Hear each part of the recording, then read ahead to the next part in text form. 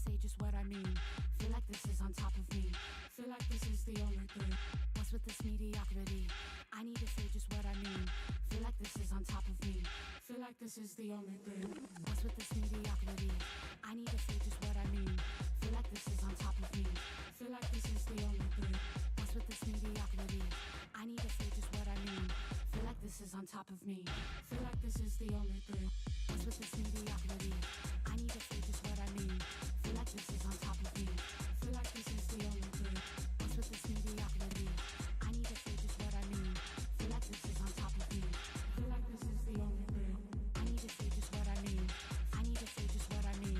I need to say just what I mean. I need to say just what I mean. I need to say just what I mean. I need to say just what I mean. I need to say just what I mean. I need to say just what I mean. I need to say just what I mean. I need to say just what I mean. I need to say just what I mean. Feel like this is the only thing on my mind.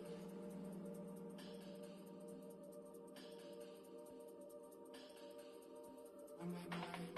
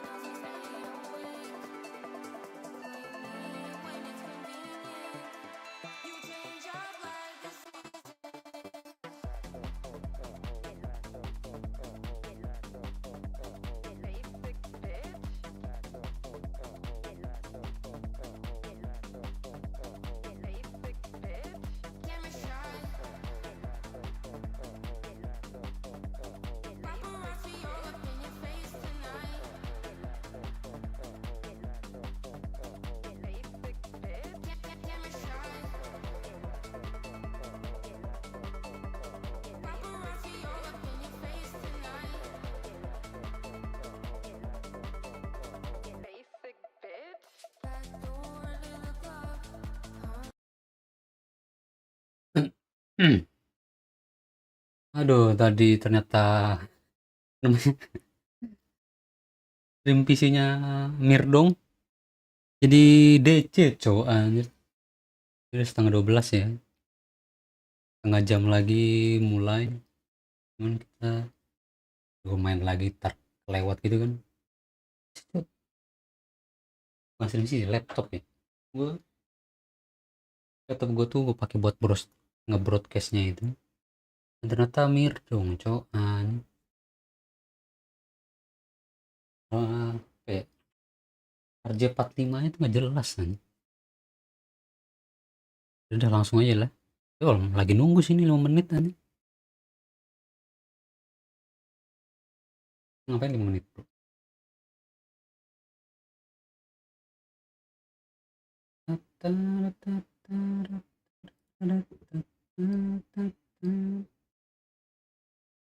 Saluran PH pun lagi broadcast di Twitch.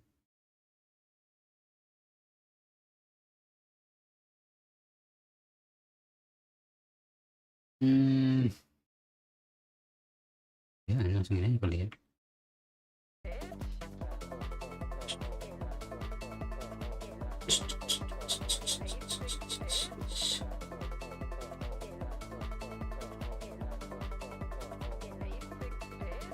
Yang main dulu saya bilang SMG lawan kru, habis itu BBL lawan BBL lawan Shopee kalahnya. Ada BBL cowok.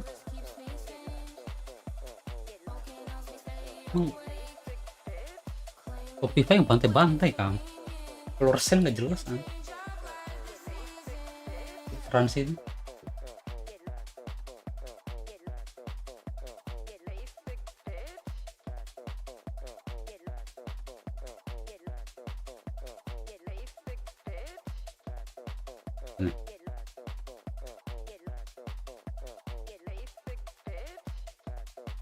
Shopee lawan EDG 13-1, 13-2 kambing. Lawan Bebel Queens 13-3, 13-4. Gak jelas cowok.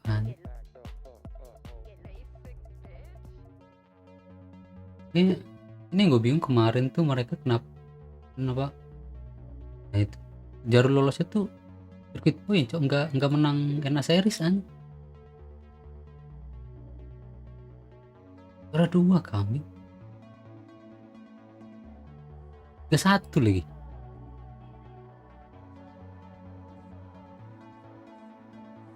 Rada bingung gue kok bisa gak lewat series gitu mereka lolos tuh.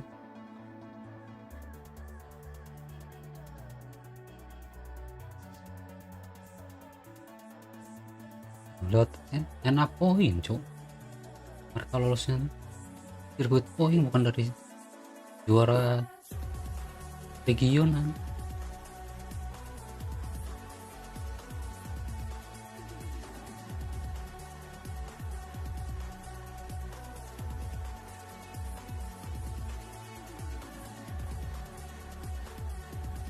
Nggak bisa lihat ini ya, lihat map scoreboardnya gitu loh. Nggak jelas ya emang sih. Nunggu ini ya jet bike nya Eneri sama Lorsen.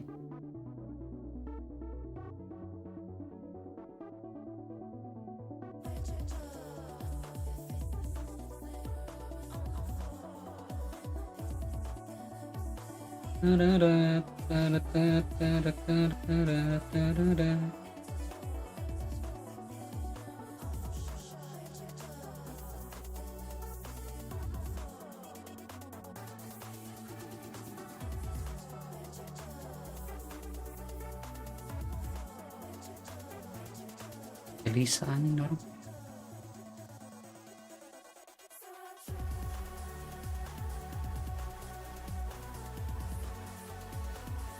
Kemarin gue tanggal lawan G2 nggak nonton pagi kan jam 6 itu Kayak tonton sih. Ntar juga ini loh. Ini lawan Spotify. Oh, pagi coba.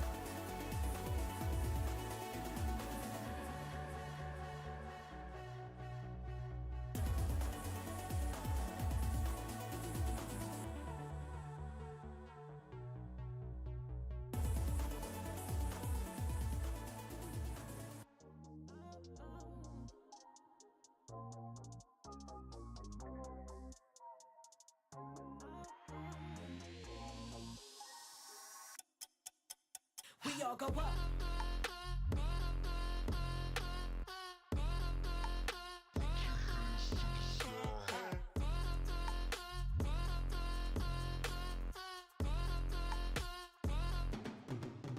We all go up. Yeah.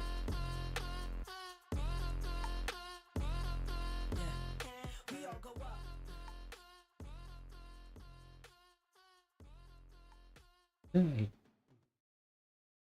Juaranya dibully This sama stream contains fast flashing images SMG. that may affect viewers who are susceptible to photosensitive epilepsy or other photosensitivities. Viewer discretion is advised.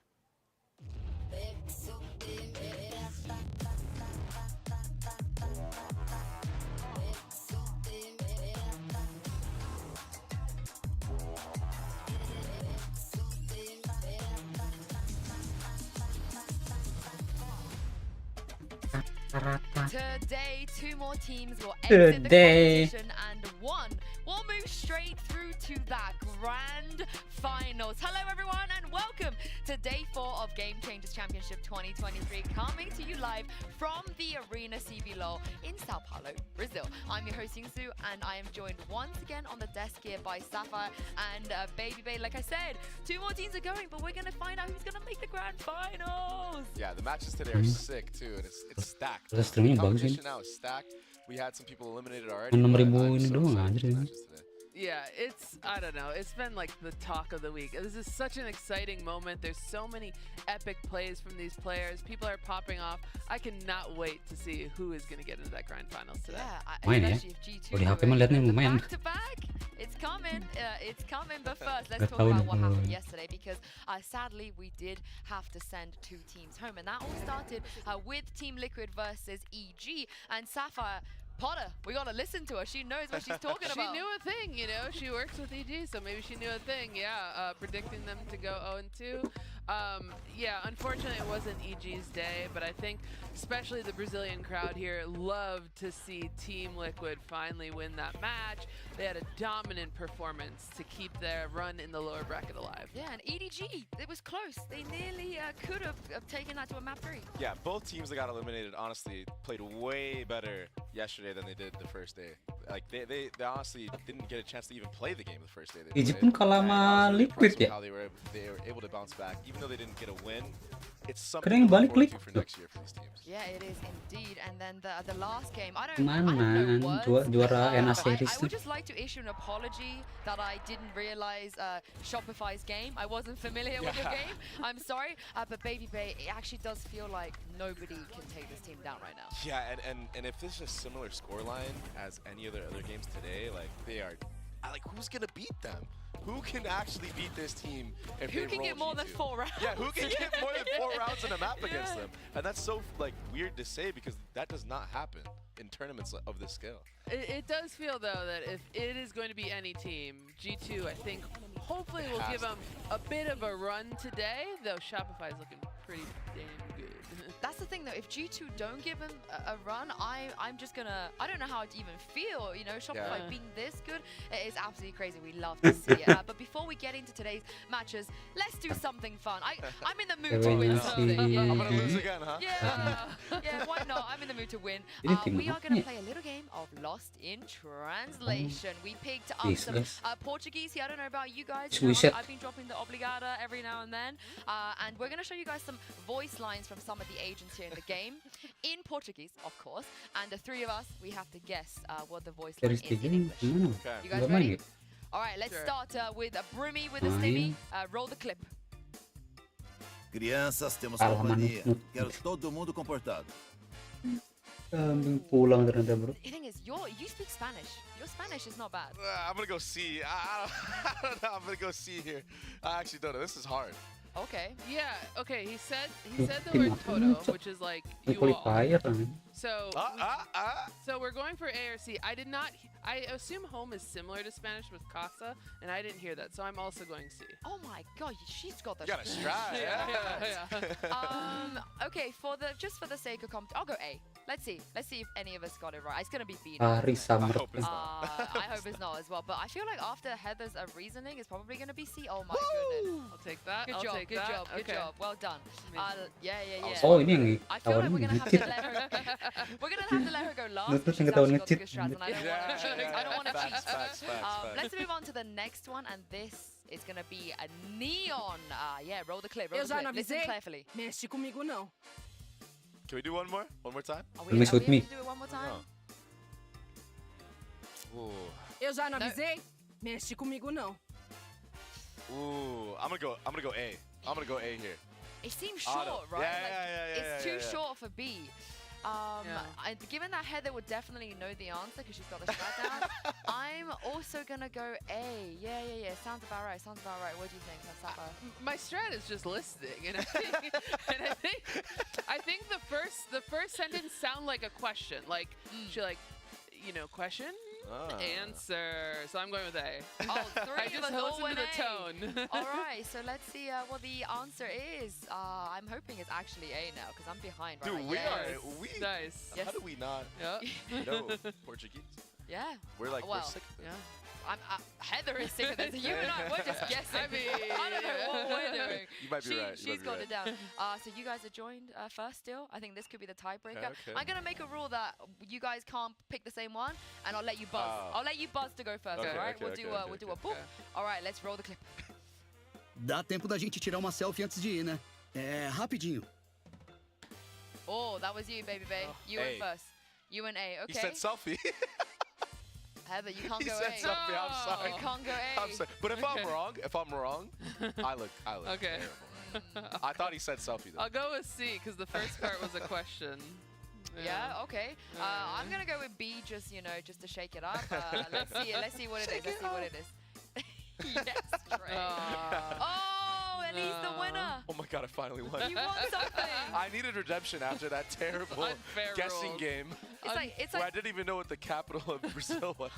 That was bad. it's That like was bad. 2020 all over again for you. Oh, Feels good, right? Feels wow. good. It's been a while. It's been a while. I do feel good. Oh, I don't know. I can't do you like that. Congratulations, Dre. Now Let's we've got 2 more days left of the show, so maybe Sapphire, you Maybe, can come yeah. back into the. You I can come hope back. so. But for now, let's Masih take a 20 look menit, at bro. our Ini merenung. current bracket because, like I said, 2 more teams. They will be eliminated today. Yesterday we spoke about how premature it would be for a team like TL to go out first. But we're getting to a point now, Heather, where either TL or BBL go out today. I think it's going to be a big shock.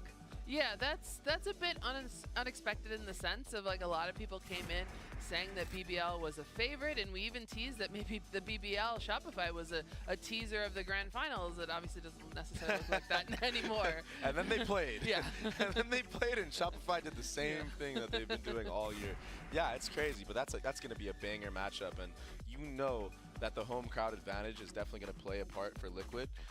And they have the momentum. They won their last game. BBL lost in like such a bad fashion in their last game. So the tides might be turning here for Liquid to make a run. Yeah, of course. As you guys just saw, that we do have 3 games coming to you today, and that last one is going to determine who's going to make the grand finals here in Sao Paulo. That brings us to today's MasterCard fan poll. I want to know which team you guys think will be the first to make that grand final. Hey, why not both?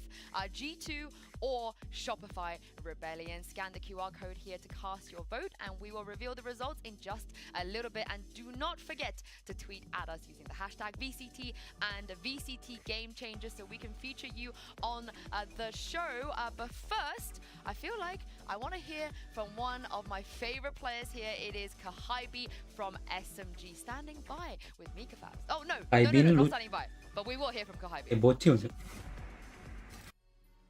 G2 was like the previous champions. Suaranya. played really well, but also we were like in a bad mental state, so we weren't really prepared for it.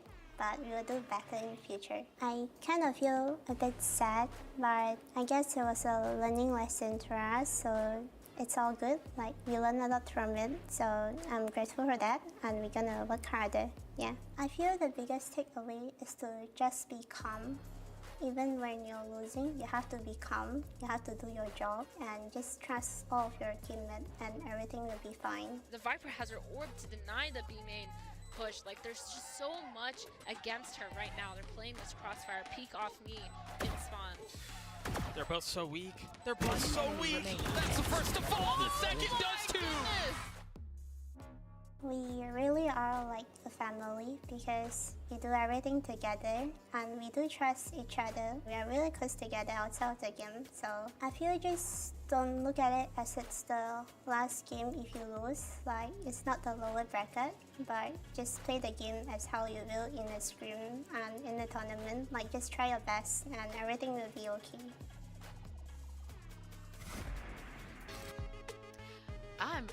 Like she said, just try your best, everything's going to be okay. And I feel like we have been seeing SMG at their best, but unfortunately, Sapphire, their win streak, the world record holding win streak, it did unfortunately come to an end, but it almost didn't against G2.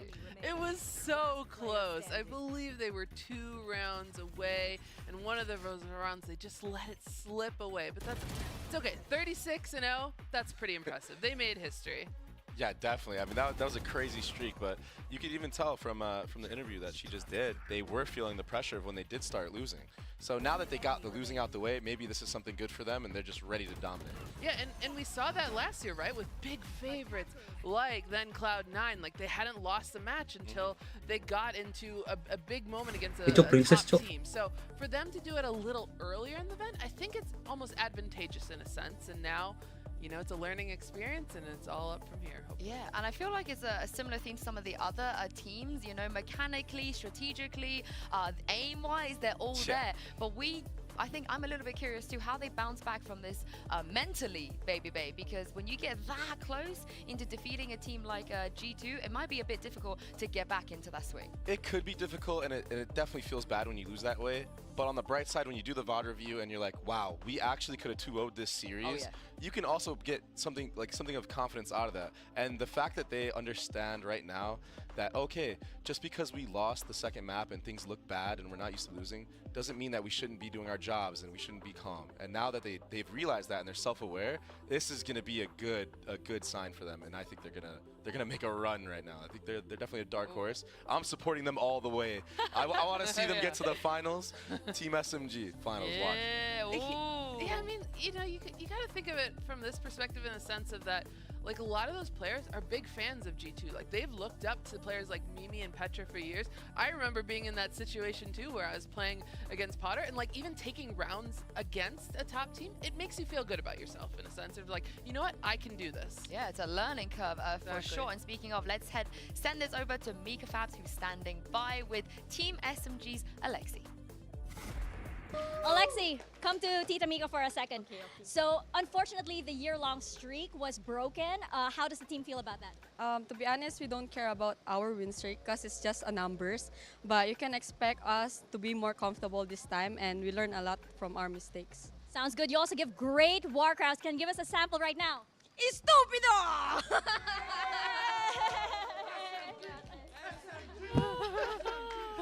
I love her so much. And now, I mean, we've sat in the crowd already. We know just how loud Alexi is and how much energy she brings. But I do want to pick on the fact that she said, we don't care, it's just numbers, but it is a learning curve. And I think that is going to be very important for a player like Neri.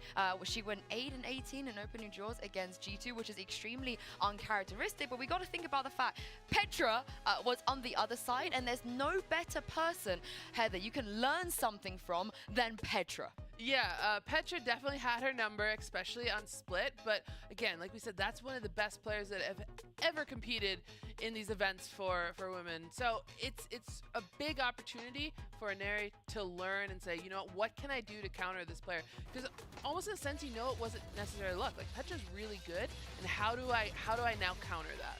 Yeah, and the veteran experience just showed, especially on that map 3. You know, when things go the distance, these seasoned players, these veteran players that have won championships before, this is something they're comfortable with. They know how to keep it calm. They know how to bounce back from a loss. And you saw that clearly here. She just dominated. I think she had like 25 something kills on this map, just completely out-diffing Aniri there. And you know what? It is a learning experience, learning curve, and I'm sure Aniri is going to play better the second time around if they get the rematch. I mean, this is the thing that it shows that Aniri can even be better than she already is, and you have to, you know, lose sometimes against players like Petra to learn that about yourself. Yeah, 100%. This was definitely one of her like weakest series I think she's had for the whole year. But it's what a better way to do it than on LAN. And now you've seen what happened to you, and you can emulate that against other teams. And it's something that's going to be good for her because she was running into a wall, it seemed like, getting out first blooded all the time and stuff like that. And when that happens in the moment, it's kind of hard to see what's wrong, see what's going on when something's just not working. But I'm sure they looked at the VODs and they're going to know, okay, maybe we should approach things a little bit differently next time around. Yeah, we love a redemption story. That's going to be great. That's going to be great. But also, from the perspective of Petra, she tweeted a little bit about this and just how much she respects Team SMG as well. Here, saying, love you girls, you're humble and great individuals. You don't get many kind of interactions like this, you know, in a competitive environment. No, definitely not, and not from G2 either. You know, they always like to kind of tease their opponents and remind them what they said pre-game about how confident the other team was and kind of shut them down. So this is a bit rare to get, but it's also must feel good for SMG to get that acknowledgement. Yeah, but something that we pointed out earlier when we saw this tweet was, yeah, she said that they're humble and they're great individuals, but she didn't say that they were good, you know?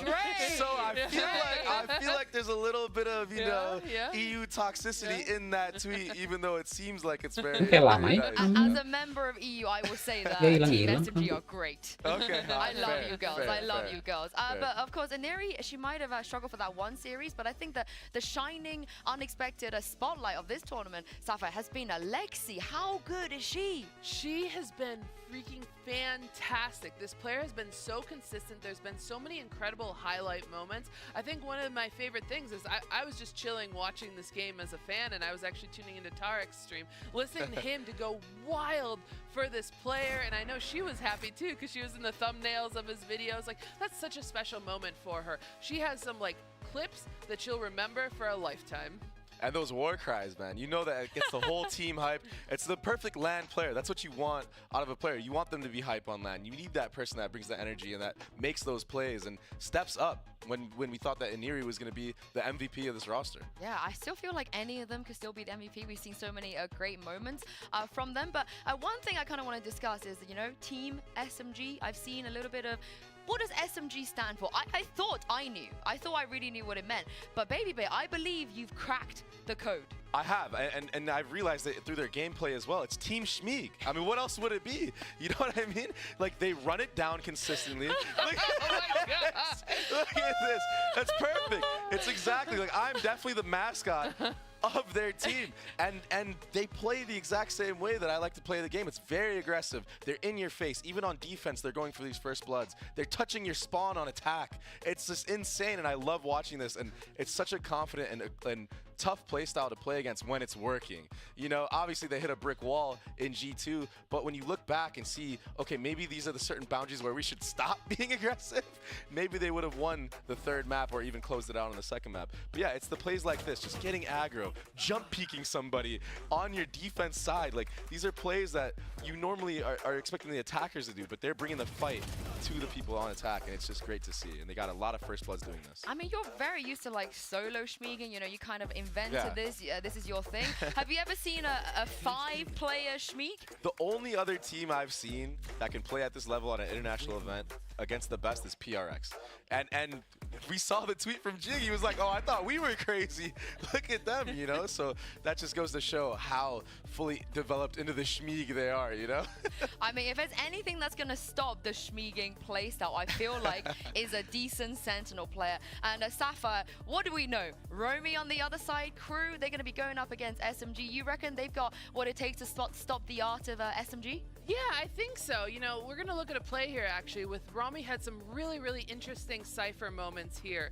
So we'll look at this setup when they played against EDG, And if you want to look at the mini map here, obviously they're taking A main control here, so going for a lot of information. But Romy here, there's some really aggressive utility, and it's trips and cameras that we don't necessarily see too often here. So what we're going to see is as soon as this aggressive camera gets some information, Michaela's going to start to fall back, but it's really the execution on the site here is what's going to be really interesting. These trips, I think we've had a lot of people comment that we've never seen these before. It was essentially like a spider web, and look how much she's catching, and of course it's just really unique plays out of her. Kalinya That's bisa what gitu you ya? need from this veteran leader, keeping like a unique style, very unpredictable, which has helped to shut down those really strong raises that we're seeing on the enemy teams. Yeah, I mean, the spider web setup against the double Super duelist smart. comp, and knowing Super that smart. the Raze also has ult as well. You know, she's Yeah. one step ahead. And it caught that Jet the entire time. The Jet had no idea what was going on. You saw her dash in, all of a sudden she's teleporting back to the ground. Now she's stunned because of the trip. And the cool thing about Cypher now is those new trips, they don't break unless you shoot them. So like they could just keep getting the refresh, keep getting the refresh. But to have that mindset of being like, hey, like they have these ults and we should put a trip for it, that's the next level. You know what I mean? Yeah. That's another layer to the gameplay of Crew. Of course, Crew, they seem to be ready to go up against a team like Ini tuh. SMG today. So let's send this back to Mika Tripnya who's bisa catching up bagus itu with cuman. Crew's Kalita. Hey Kalida, could you come over here a second? Just really wanted to know, how does the team plan on dealing with the aggression of Team SMG? And we have Jesus over here on standby for some translation. Ok, estamos acostumbradas a entrenar contra equipos brasileros. Si hay algo que destaca la escena de Brasil es la agresividad que tiene en cuanto al juego. Entonces, si ellas son agresivas, nosotras vamos a hacer el triple. Okay, she said that they always practice against Brazilian teams, and the scene in Brazil is really aggressive. So if SMG is going to be aggressive, they're going to be triple the aggressiveness. Excited to see it. Good luck to the team. Okay, if Wow. SMG is Team Shmeeg, what's Crew gonna be if they're gonna triple Shmeeg? I don't know, the evolved transcended Smeeg of all time, I guess. Which is so uncharacteristic because we saw that they like to play a really slow attack default. So I wonder if this is going to kind of like come to bite them in the butt. Yeah, but also, while SMG, you know, they're playing off the back of a tough loss, they nearly beat G2. Sapphire Crew, they picked up their first ever international win. They kind of broke the curse of last year. I think that's there was a big weight on this team's shoulders. Obviously, coming into the championship last year, there was a lot of hype around them, and they went 0-2. So for them to pick up that big win, a big weight off their shoulders, and they're going to feeling much better going into this next series. That's what teams need sometimes, right? Just a really important win, get yourselves on the board and build some momentum. And speaking of momentum, we've seen Crew on 2 different occasions against 2 different opponents, winning their pistol, winning the second round, and then winning the bonus as well, which, you know, baby babe, when you do things like that, you're going to make your life pretty easy, which is also a bit weird that they lost one of the maps that they did that on, and they nearly lost another one, but it's still a very solid win condition. Yeah, the fact that they're winning those rounds is like, it just sets you up for greatness. It sets you up for success to win the entire map, and they just need to look at their VODs, which I'm sure they already have, and they'll be like, okay, we already have the first like 4 rounds in the game. What can we do? Maybe some cheese strats to like just continue putting on more round wins and close out these maps, because they should win, you know, some of these maps that we're talking about. I will say one thing, like, I feel like they dominated that first map against EDG, but they kind of let off the gas against EDG on Ascent, and that's something that worries me going into the series. Yeah, they were getting a little too comfortable there, and we saw a lot of those mistakes in the later rounds. All Emang of nggak those pakai were fixable. I actually even saw them at breakfast, overreal? like literally huddled around the laptop. Like they're grinding away, looking at those those little tweaks they need to fix to finish up. Yeah, but also they have the highest win rate when it comes to thrifties out of any of the teams coming into this tournament. And yes, we saw some of those as well, and they did come at crucial times, you know, times where they need to just get around on the board. Yeah, I mean, sometimes when nothing's working for you and you pull out the deagles and you just hit the head, it's great. And it's so annoying being on the opposition side of that. Getting ecoed is not a good feeling. You're like, wow, like how, like I had the better gun, I had all the advantages, I had the better util. Like how am I losing this round? And yeah, the rounds like that are swing rounds. It changes the momentum of a game. So it's hard playing against teams that have a high eco rate. Yeah, and that's really what we said. They let off the gas a bit. Winning those thrifties is going to keep that momentum going, keep that energy going. Do you think they can do that by changing the playstyle? I mean, they were saying we're going to go 3 times more aggressive than SMG. Yeah, it's it's an interesting change at this point, but like you do want to find something to counter because SMG, like we saw yesterday against G2, like they Yeah, were always really crew aggressive, bakal main especially on defense and agresif. looking for those flanks. So I think they want to kind of hit them head on. Yeah, sometimes you gotta fight fire with fire, and I'm not gonna lie. When you are running it down, doing the Schmeek playstyle, and all of a sudden you're getting ran at, you're like, oh wait, what's going on here? Now, like, I'm getting shot back right now, and I'm not just in their spawn in the first 2 seconds. I think it's a very viable strategy. It could work. I'm just worried about their attack sides. I think that Crew's success has been playing these slow defaults, punishing the enemy team, and then grouping up and hitting sites together, playing a good post-play. So I'm kind of worried about the attack, but we'll see in the game. I feel like this game is made for you. If we're going to have 10 people schmeeking at the If same time. there's 10 people running it down, I'm going to be surprised, like, honestly. It's going to be crazy. Yeah, but of course, this is going to be our first match of the day. We do have a match a bit later on that will determine who goes into the grand final. So it's time to reveal the results of the MasterCard fan poll. And what a surprise. You guys voted for Shopify, a lot closer than I thought it would be. I'm not going to lie. Honestly, yeah. I think what we've seen so far, like Shopify again has dropped max 4 rounds, whereas G2 had some close series and lost the map. So by that point, I'm surprised it's closer. How are you guys feeling? What are you predicting?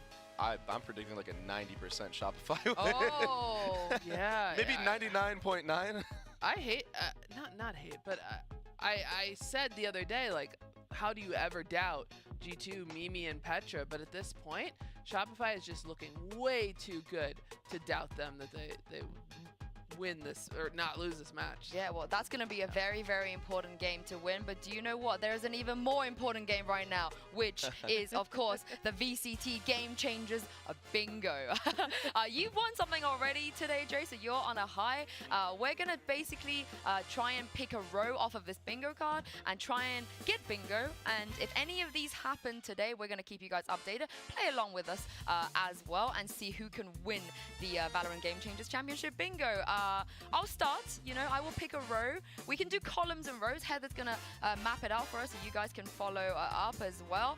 I'm probably going to avoid the row that has any ISO stuff going on because I honestly, yeah, I think that's going to be kind of troll for today. So with that said, I will go for the second row, please. The pop-off. Right. I mean, we've got SMG playing 3+ duelist comp. We've seen it before. Hey, we might see it again. We've got Crew playing highest Thrifty win rate in the entire tournament. Thrifty, I think I've got that. Tech pause. It is what it is. Water spill. Yeah, and pop-off I feel like could just be anything. Pop-off could be like a cheeky little clutch. So yeah, I will go for that one. What about you, Dre? That's fair. I'm going to go for 30 kills because Floor is playing again today. And Floor has been dominant. But I think she'll actually be able to get 30 kills now because I think G2 will win a little bit more rounds, so it's more room to get more kills, right? Water spill is going to happen when EU gets 2-0'd. Whoa!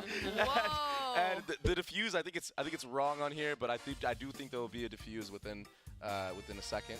And shorty kill for sure. I think we'll see tons of shorty kills, especially on the operas, the jet roll, blah blah blah. Jet knives ace could go hand in hand with the water spill and Floor dropping bombs. The last round for the 2-0. Wow. It might all happen at once.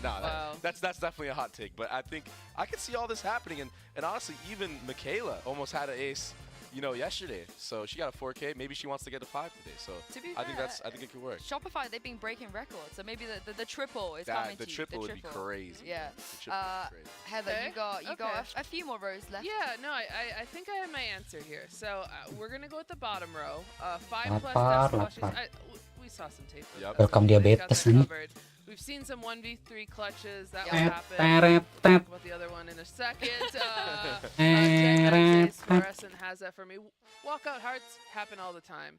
The Euro pick is my long shot here. But I believe in maybe SMG. I believe in, Floor has done that too. Floor has done that. on Vine. Maybe she'll surprise. So I'm gonna do we'll do an S for Sapphire here. I love how Floor is just carrying us.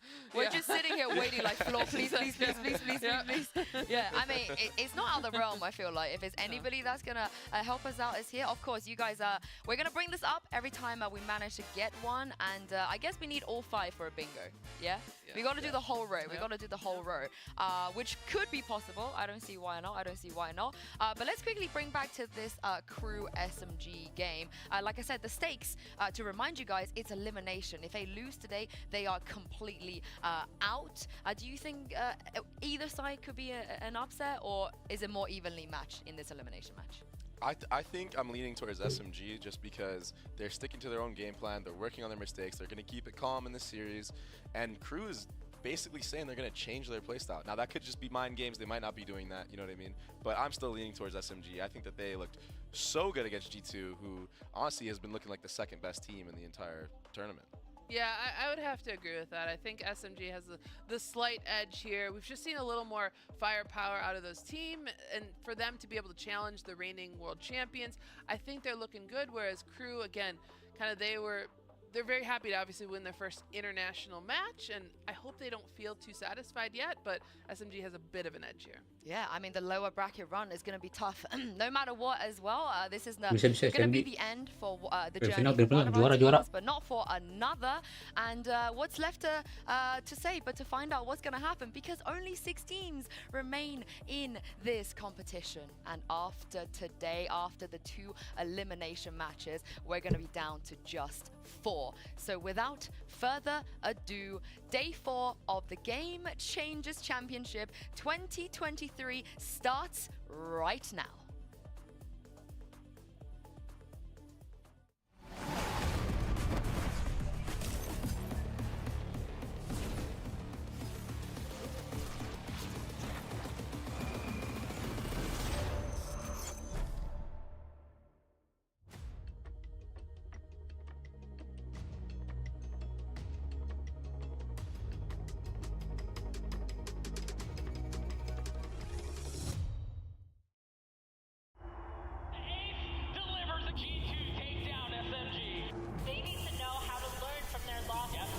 The biggest takeaway is to just be calm even when you're losing, and just trust all of your teammates and everything will be fine.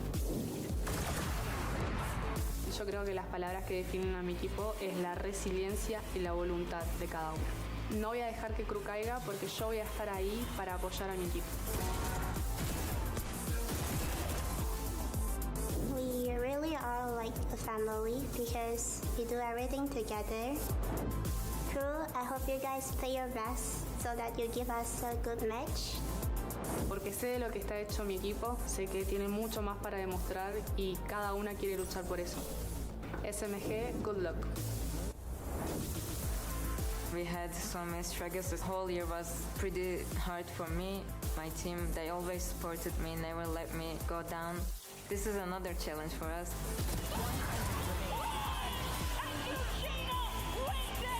Eu tô muito confiante, tô muito feliz. Eu acho que a gente tá conseguindo mostrar pouco a pouco pro que a gente realmente veio. I think all we need to do is play our own game and play together, because we couldn't play as a team against Shopify. Eu não acho que a gente tem dificuldade contra o time do NA ou da Europa. Elas têm muita mira, mas a gente tem mais. I'm confident to take on Team Liquid. I think we're better and it's gonna be easier. BBL, eu espero que vocês deem o melhor de vocês, porque a gente vai dar o nosso. I think that our team is much more prepared. Honestly, I don't think this is 100% of our power. I am afraid for who Shopify played next. If you look at all the predictions, we are the underdogs once again. It feels like we're gonna repeat last year. My team, bar for bar, every player just owns everybody, and so it's kind of hard to beat that. Don't be cocky this time. We're not gonna let you mess with us. Okay, so we're starting map selection process for SMG versus Crew. This is a match for round 2 lower bracket. SMG has a higher seed, so starts choosing if wants to be Team A or Team B. We pick Team A. Team A, okay, so Orang kayak kedinginan mulu coachnya kami. Crew Team B, SMG, Team A. SMG starts banning a map. We will ban Breeze. Breeze banned, a ban for crew. Ban Haven. Haven. First map pick for SMG.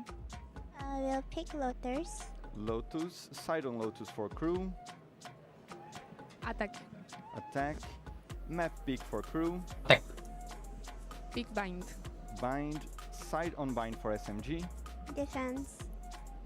Defense, second sets of bans starts with SMG bans one map, Ascent, Sunset or Split. Ban Sunset. Sunset, okay. Last ban for crew we have Ascent or Split.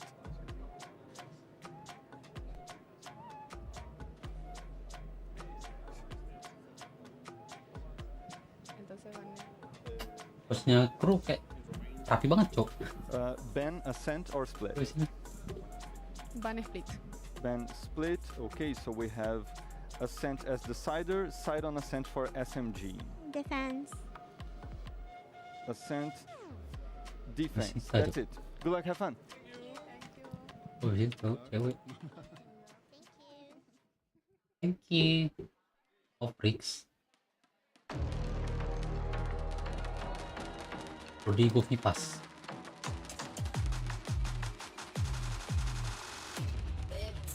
Yo.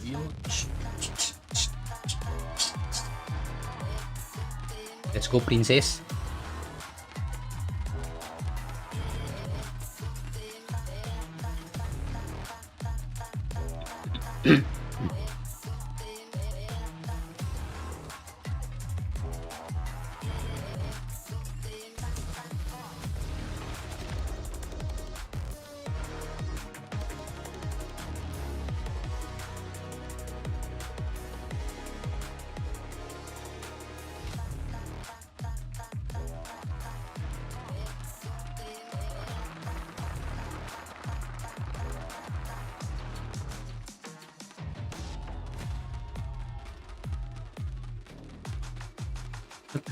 Rapi banget.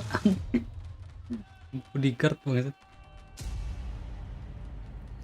Both teams have had their ups and downs this entire year, and they do not want their journeys to end here. They've overcome a lot of challenges already in this tournament, but this is elimination. We're talking about only one could survive. Sapphire crew, they've avoided elimination already. They have been here, they have been resilient, but for Team SMG, they just lost, so they got to dig a little bit deeper. They do have to dig deeper, but they lost against the reigning world champions, so they still kept it really close. They've got it at least feeling good about themselves to know that they have it in them to win this match. And one thing I gotta ask off the bat, baby, they picked Lotus! Yeah. Are we gonna see some crazy 4 duelist shenanigans? I actually don't think that's gonna be the case this time, but that leaves question marks for crew. What comp are they gonna play? Because even without the 4 duelist comp, SMG has played a double duelist comp with Arena on that map before. They've played a standard comp with a Fade before, like double controller. So what are they gonna bring out? And it's my understanding that crew just plays a standard comp on this map. Yeah, at the very least, it forces crew to have to prepare for all these extra scenarios. They're probably not gonna do the 4 duelists again, but it forces you to say, shoot, you know, I'm gonna have to plan for all of these scenarios. And we do know, as you said, SMG mixes it up a lot on this map. Honestly, I can't believe you guys are saying that because I want the 4 duelists. I mean, honestly, not just for my bingo, I promise. It's not just for that. But they've managed to win it on the 4 duelists, and I like the point that you made there, Sapphire, because if you are crew and you're looking at that, even if you don't believe that could happen, you gotta still think about the possibility. You gotta still maybe try and prep a little bit before you go in there, because we did see what happens when you don't know how to play against that comp. Yeah, it was obviously a disaster for EG. The players admitted that like we were nervous, we didn't know how to prep for this. So it does now mean that crew had to spend all this extra time and the little time you have after just playing last night to prepare for all these scenarios. Yeah, and poor EG, right? Like, what, this is your first match on the LAN, and you have to play against a 4 duelist comp, and they're just doming you every chance they get. It was a brutal watch, but I don't think it's gonna happen. I would like to see a double duelist out of them. I think they thrive off of playing a lot of duelist characters, and they have the individual skill to just bully teams. And then, as we saw in the second map, for Crew to pick Bind, that's also kind of a bold choice, knowing that SMG kind of smashed G2 on it. So it's a bold choice, but Crew, as Khalid said, they're going to play their own game. Yeah, and of course, all the way through the map vetoes as well. I believe Crew will be starting on the attacking side of every single map. Let's have a look here at the Prime Gaming agent select. We won't get Almost the 4 duelists. Yeah, so you have like the more EU approach coming from SMG with the fade here. And on the other side of Crew, you have like, stable Sky. And both these comps are good. They're both played very similarly. Just look out for more, you know, fade alt plays. That's really good to bait out rotations and not let people know where you're going. Maybe you pair it with an Omen ult behind them, behind the enemy team when you ult, and then out of the sky, just consistent information and pop flash plays that you can do. Yeah, and as Khalida said, like, they're going to be pretty aggressive, so you can see a lot of that with that Sky Rays combo. Well, no 4 duelists this time, but we're going to run it back with your casters, though. Let's get things started and send it over to Doug and Athena. What do you make of this? Thank you so much, Insu. I'm really freaking excited. Athena, yeah, we don't have the quadruple duelist comp, but I think going back to what's more standard with elimination on the line is anything you could possibly ask for. Yeah, I mean, when I see this comp, I'm like, dang, I really wanted that duelist comp. But yeah, I mean, something really interesting. They don't have any flashes on the SMG side. They do have that paranoia, on Omen. So entering for an area is going to be really interesting. There's going to have to be a lot more util to be able to clear that site and get that space open for her. But again, SMG versus Crew, we're on that SMG train this week so far. Kai's already pushing off of her turret, and she's going to find 3 kills. I mean, that was snappy, that was decisive, and yeah, Shirazi was there, but a massive start for the defensive side. Who had the pistol ace on their bingo card? Yeah, was that one of the boxes? Was that It was at the moment. You knew. He fucked up. That might play out. It's stolen. Either way, an excellent start for SMG. It's interesting, too. Lexi. That hurt a little bit. I really like how they played that, though. I mean, given the turret was set up right off the door, you had Shirazi who was peeking above it, and then Kaibi went a little bit wider, back behind Mound. You're in a pistol round in particular. You're fighting three different people in that instance. Yeah, I mean, SMG already starting off strong. They're setting up crossfires, setting up trap plays. They're dodging that Sky flash and ready to peek off of each other. This is the kind of team play that SMG has been showing us all tournament long. And I think Crew needs to really warm up and get used to this, because I don't think we're not going to see more of that. We're going to see so much of that coming out from SMG. It's the same look, the turret, the one way, but there's more gun behind it. Goodness. And it seems like it's going to be a bit of the same result. They're pushing aggressively towards C. They're pushing aggressively on A main as well. This is very decisive. And the thing is, SMG are doing such a good job of funneling and fighting on the extremities, knowing that there's the only other place you can really go is B. And that's where the Killjoy setup is. Yeah, such a good extremities push. I mean, they knew that they were on those pistol buys, and SMG was not scared, so they're going to come back to this B main retake. They're aware that these 2 players have taken space because they've cleared everything from that B main entrance. And now Shirazi getting her 3rd, and Inari facing Kunir, but Shirazi actually spamming through the smoke for the 4th.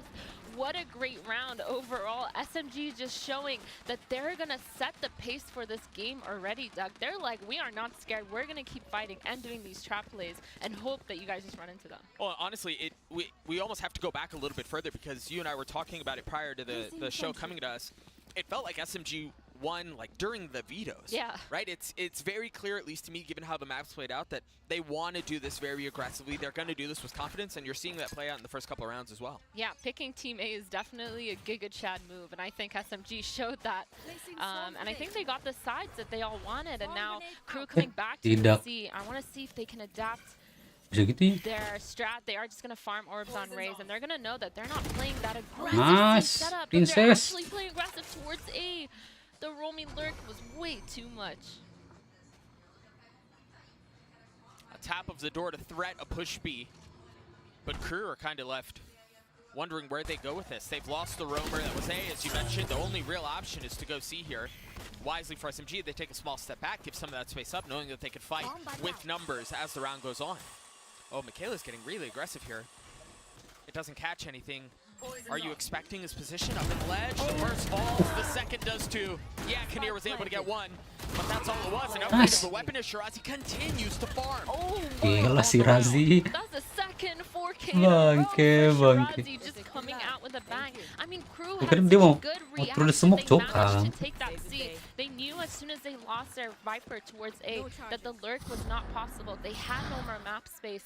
They had to funnel into C, and SMG just knew that that's exactly what they're gonna do. Such a good round from SMG. Again, they convert that bonus round to themselves, and Crew on another save. The Viper ult on Shirazi. I don't think she's gonna use it this round, but just a standard A fight setup. We're gonna see the same aggression from that A main for SMG. Yeah, I mean, a freaking ridiculous start. And it's been quiet for Kami. She hasn't really had to do anything. Her teammates have been farming everything else, but it seems like there's going to be action here finally.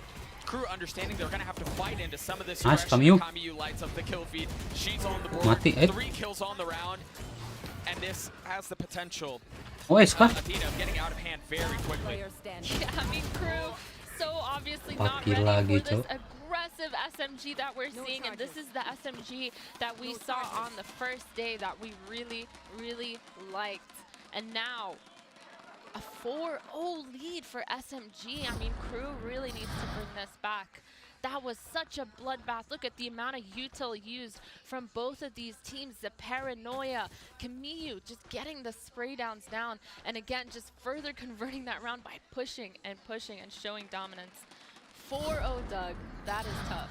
Yeah, this is a brutal start. They're going to have an opportunity to punch back here. Now they have weapons, they have armor, all the things that you need to stop some of this bleeding early on and cauterize the wounds that have been left by this aggressive full schmeeg. Baby Bay's grinning from ear to ear with how well they've played this. I mean, it's been decisive, it's been aggressive, it's been in their faces, and Crew haven't known what to do with it. Yeah, and SMG showing their aggression on the A main with just the util, but actually stacking 3 players towards that C. And Crew has no idea, but Crew maybe actually finding the hole in their defenses by grouping up towards that B main and getting that space. Yeah, I don't know that this is really all that much gathered, though, to be honest. I think if you end up B, you've lost extremities on both sides, and that's what SMG have been doing, right? Very similar to the pistol. B is a tough way to go, but they're going to try to tap the door and take the fight towards C, towards Mound. The spike is out of reach, though. They don't have the spike. They've lost the spike. It's back in spawn. There's nobody there. Showstopper used. And Eri trying to drop another. Succeeds in doing so. Michaela no longer around. Khalida and Rami, the only 2 left. A massive blunder for the attacking side. Maybe they can stabilize this. Maybe they can equalize and win a 2v4, but 30 seconds left. What a mess. That was so messy. It looked really good for a second, like they were about to break SMG's setup by crunching through that door. But again, the firepower, Khalida and Romy bringing the round back. That is not what I expected at all. This was a 2v4. 13 seconds left. Surely Kamiyu just plays it back, right? I don't know there's enough time for you to run, grab the spike, and then plant. She's just got to stay alive. Oh, she takes the fight. That was bold. That was gutsy. That was risky. Kamiyu. I think it's a Red Bull clutch. She does not need to run. I'm sorry, Kamiyu. I didn't mean it. Yeah, forget it. You take the fights. Yeah, take it. Fine. All you. All good. That round, the roller coaster of emotions that we just went through was mad. Apa nggak ini ya? Berdua. Crazy. I mean, the C crunch looked so good for a second, and then it looked so bad, and then it looked so good again. I mean, Aneri popping that raise rocket to solidify a kill, and then Kamiyu with this beautiful double kill. Again, showing their confidence, and this team is literally the embodiment of confidence that we've been seeing. Like, this is the SMG that we saw sendiri-sendiri coba mereka coba. Yeah. Like, they don't care. They're playing the Kurang ini ya komunikasinya. Yeah, you're absolutely right. Yeah, I mean, the only thing that's really changed is the agents. Their approach to the game has been the same. Where they're applying pressure, when they're applying pressure, the fact that they're so hell on fighting up on the defensive side just continues to be a part of the DNA. This is a very impressive start, and I think the timeout right now makes sense for Crew. Yeah, it's early, but you've seen a couple of very large blunders. Yeah. You've seen how SMG want to play this. This one makes a lot of sense here. Yeah, I mean, I feel like grouping up at this point for Crew is going to be super important for them, because what are they going to do when both extremities have been pushed?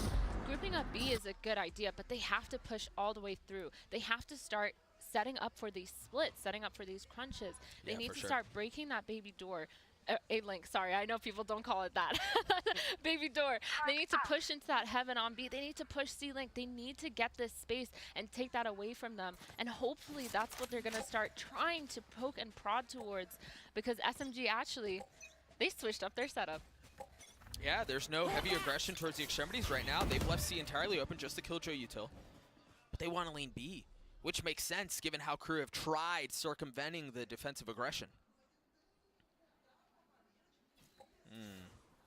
We're in for a bit of a stalemate.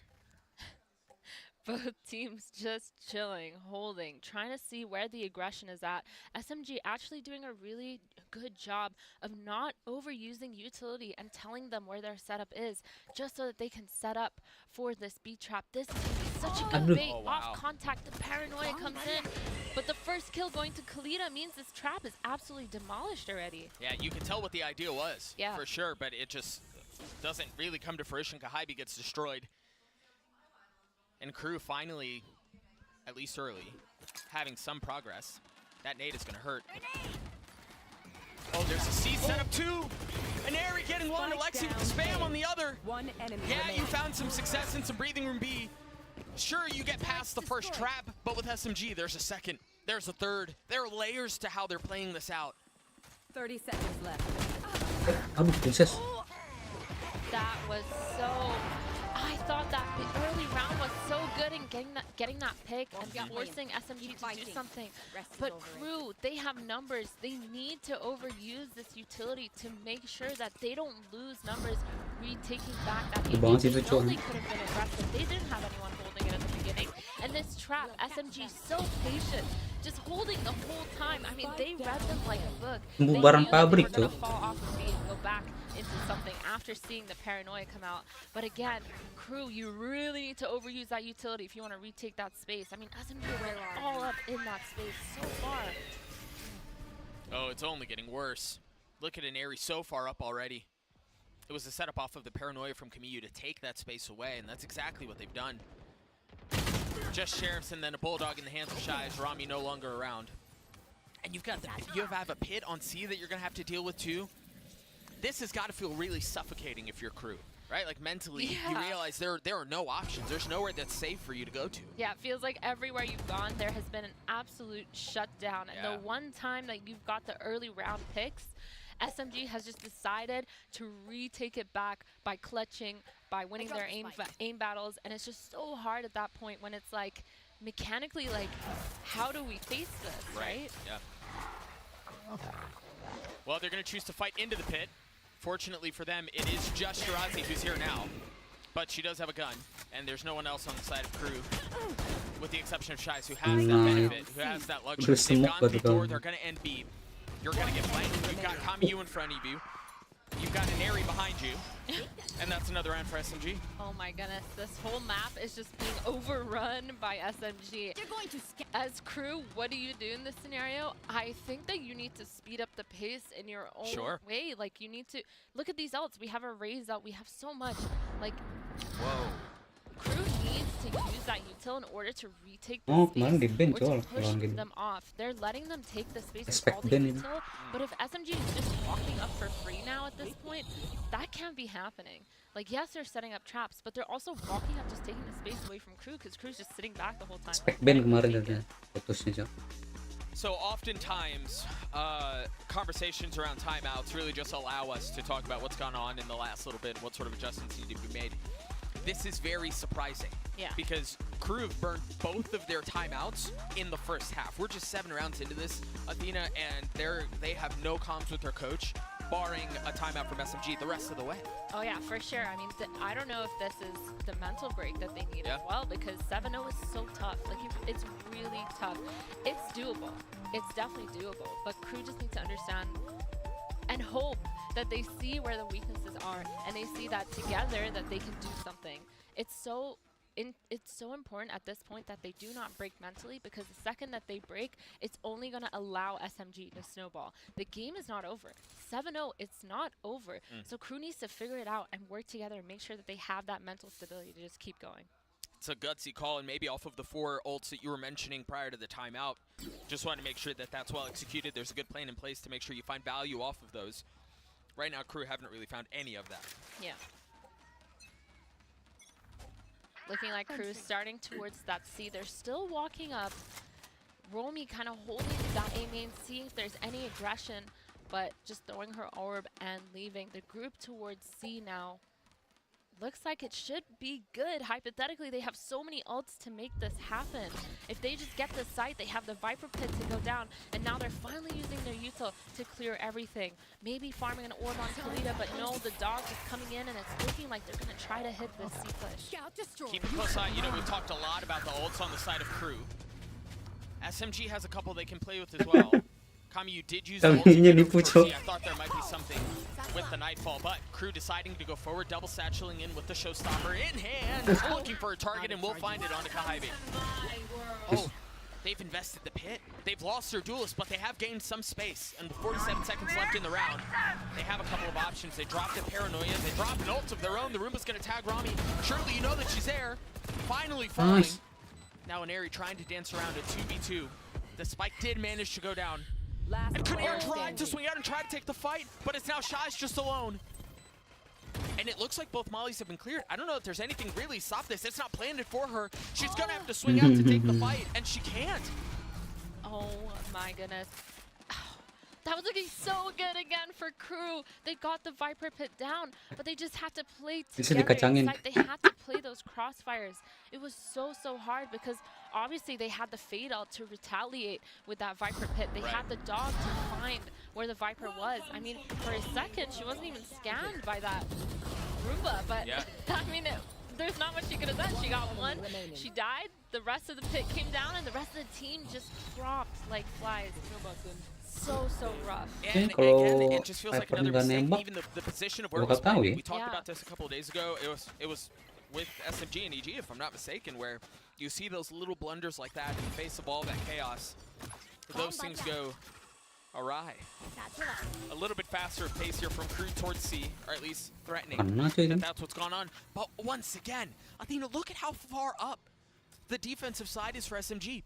They haven't just fought for a main control, they've taken it. Yeah, just letting them walk up really is not the play here. They have the fast flank, they have the fast info, and off of that, they're...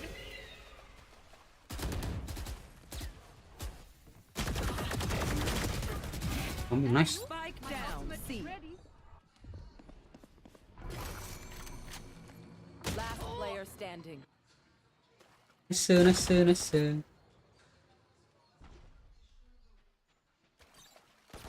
Lari cok, ini Kami. Princess kenapa lari cok?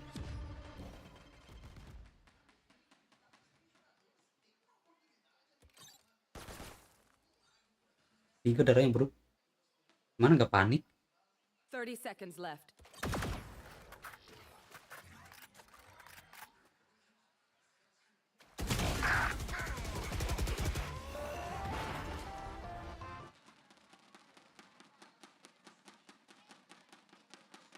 Tadi ini buat ini ya, buat ngecek gitu ya. Kalau lari di ada. Oh, ada situ ternyata.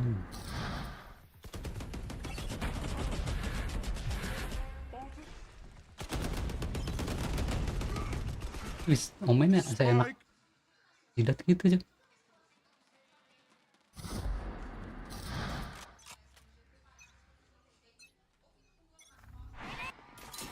Suara di belakang ya.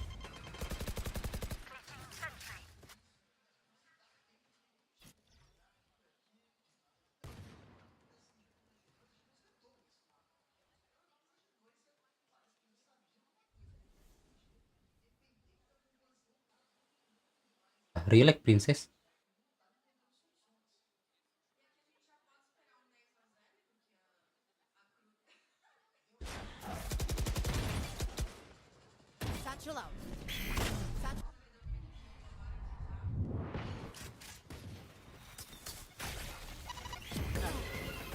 Aduh.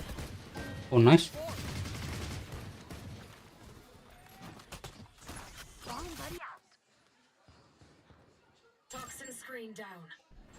Inisiatornya mati. Oke nice.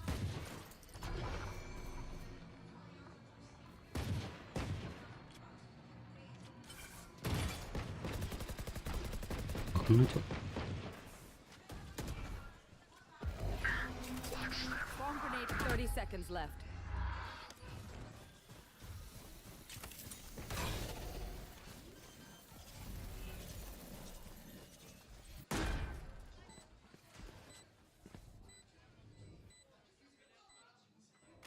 Lihat tunggu si Razi. There. Mau apa nih? Nice. Aduh, kambing. Last player standing. Nice. Last player standing. Oke, bagus si Razi.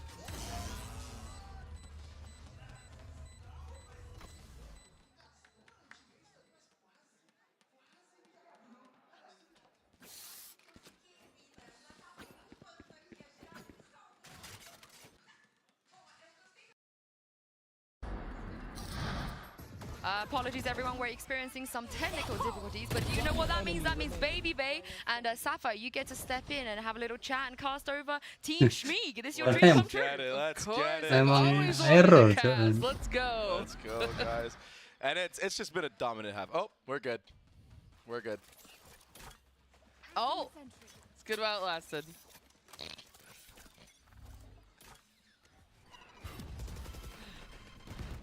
Buset.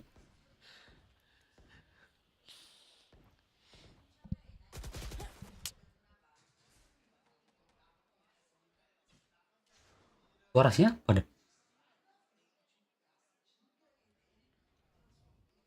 Welcome back, ladies and gents. We missed you guys. Athena kicked a cable or a cord back here behind the desk. No. We got Fade ulted. Nah, we're blaming this one on you. Oh, okay. She kicked a cord. This is what I mean. This is why we can't have nice things. The one time I cast. It doesn't seem like much was missed because SMG is still stomping crew, and while we didn't get to see the last couple of rounds, I have a hunch that it was a lot of the same. Yeah, for sure. I mean, Inari already dropping. We're in a 5v4. This is best case scenario for crew. Not a single player on site to hold them off, but the flood is already coming, and we know SMG with these fast floods and how strong they are. Alexi does have the ult to work with. How fast and how decisive are they going to be on this? Kunir's threatened. She's tapped, and there it is. Now the Nightfall will ensue. You have a little bit of cover from Rami, but it's just Kunir left on site. That's going to be a lot to hold on her own. Rami playing over there. Kunir getting the first, not able to get the second, but there she was. Banget IGL kami aneh. Lands 3, and that's another round for SMG. Oh my goodness. If you are crew right now, you have a huge mental obstacle to get past because this is crazy. 11-0, Doug. Not even a single round on the board. They need this last round in halftime so that they can at least feel that they're coming back into the game because, man, 11-0 is Nice so... banget emang IGL I'm kami, gonna cok. keep it a buck with you. Yeah. I don't think they're thinking about getting back in this game. I'm gonna keep it honest with you. I'm gonna keep it a buck. You saw? Did you just see the eye roll in that man's face? He's done. They're thinking bye. No, hear me out. This is a warm-up scrim. It's a warm-up scrim. You know, like crew's just warming up. Yeah. They're getting their comms ready. You know, so far, I was gonna say no technical difficulties. Technical. Warm but up. I just cursed it. So. Right. Yeah. None. I will say this: for SMG, 4 duelists, 1 duelist, 2 duelists, whatever. It really seems like Lotus is their playground. They're very confident in what they want to do, and they're executing it beautifully. Yeah, crew finally getting some form of space on that B site. Popping the ult in area, and she gets immediately shut down by Shies. They're fully aware of these flanks now.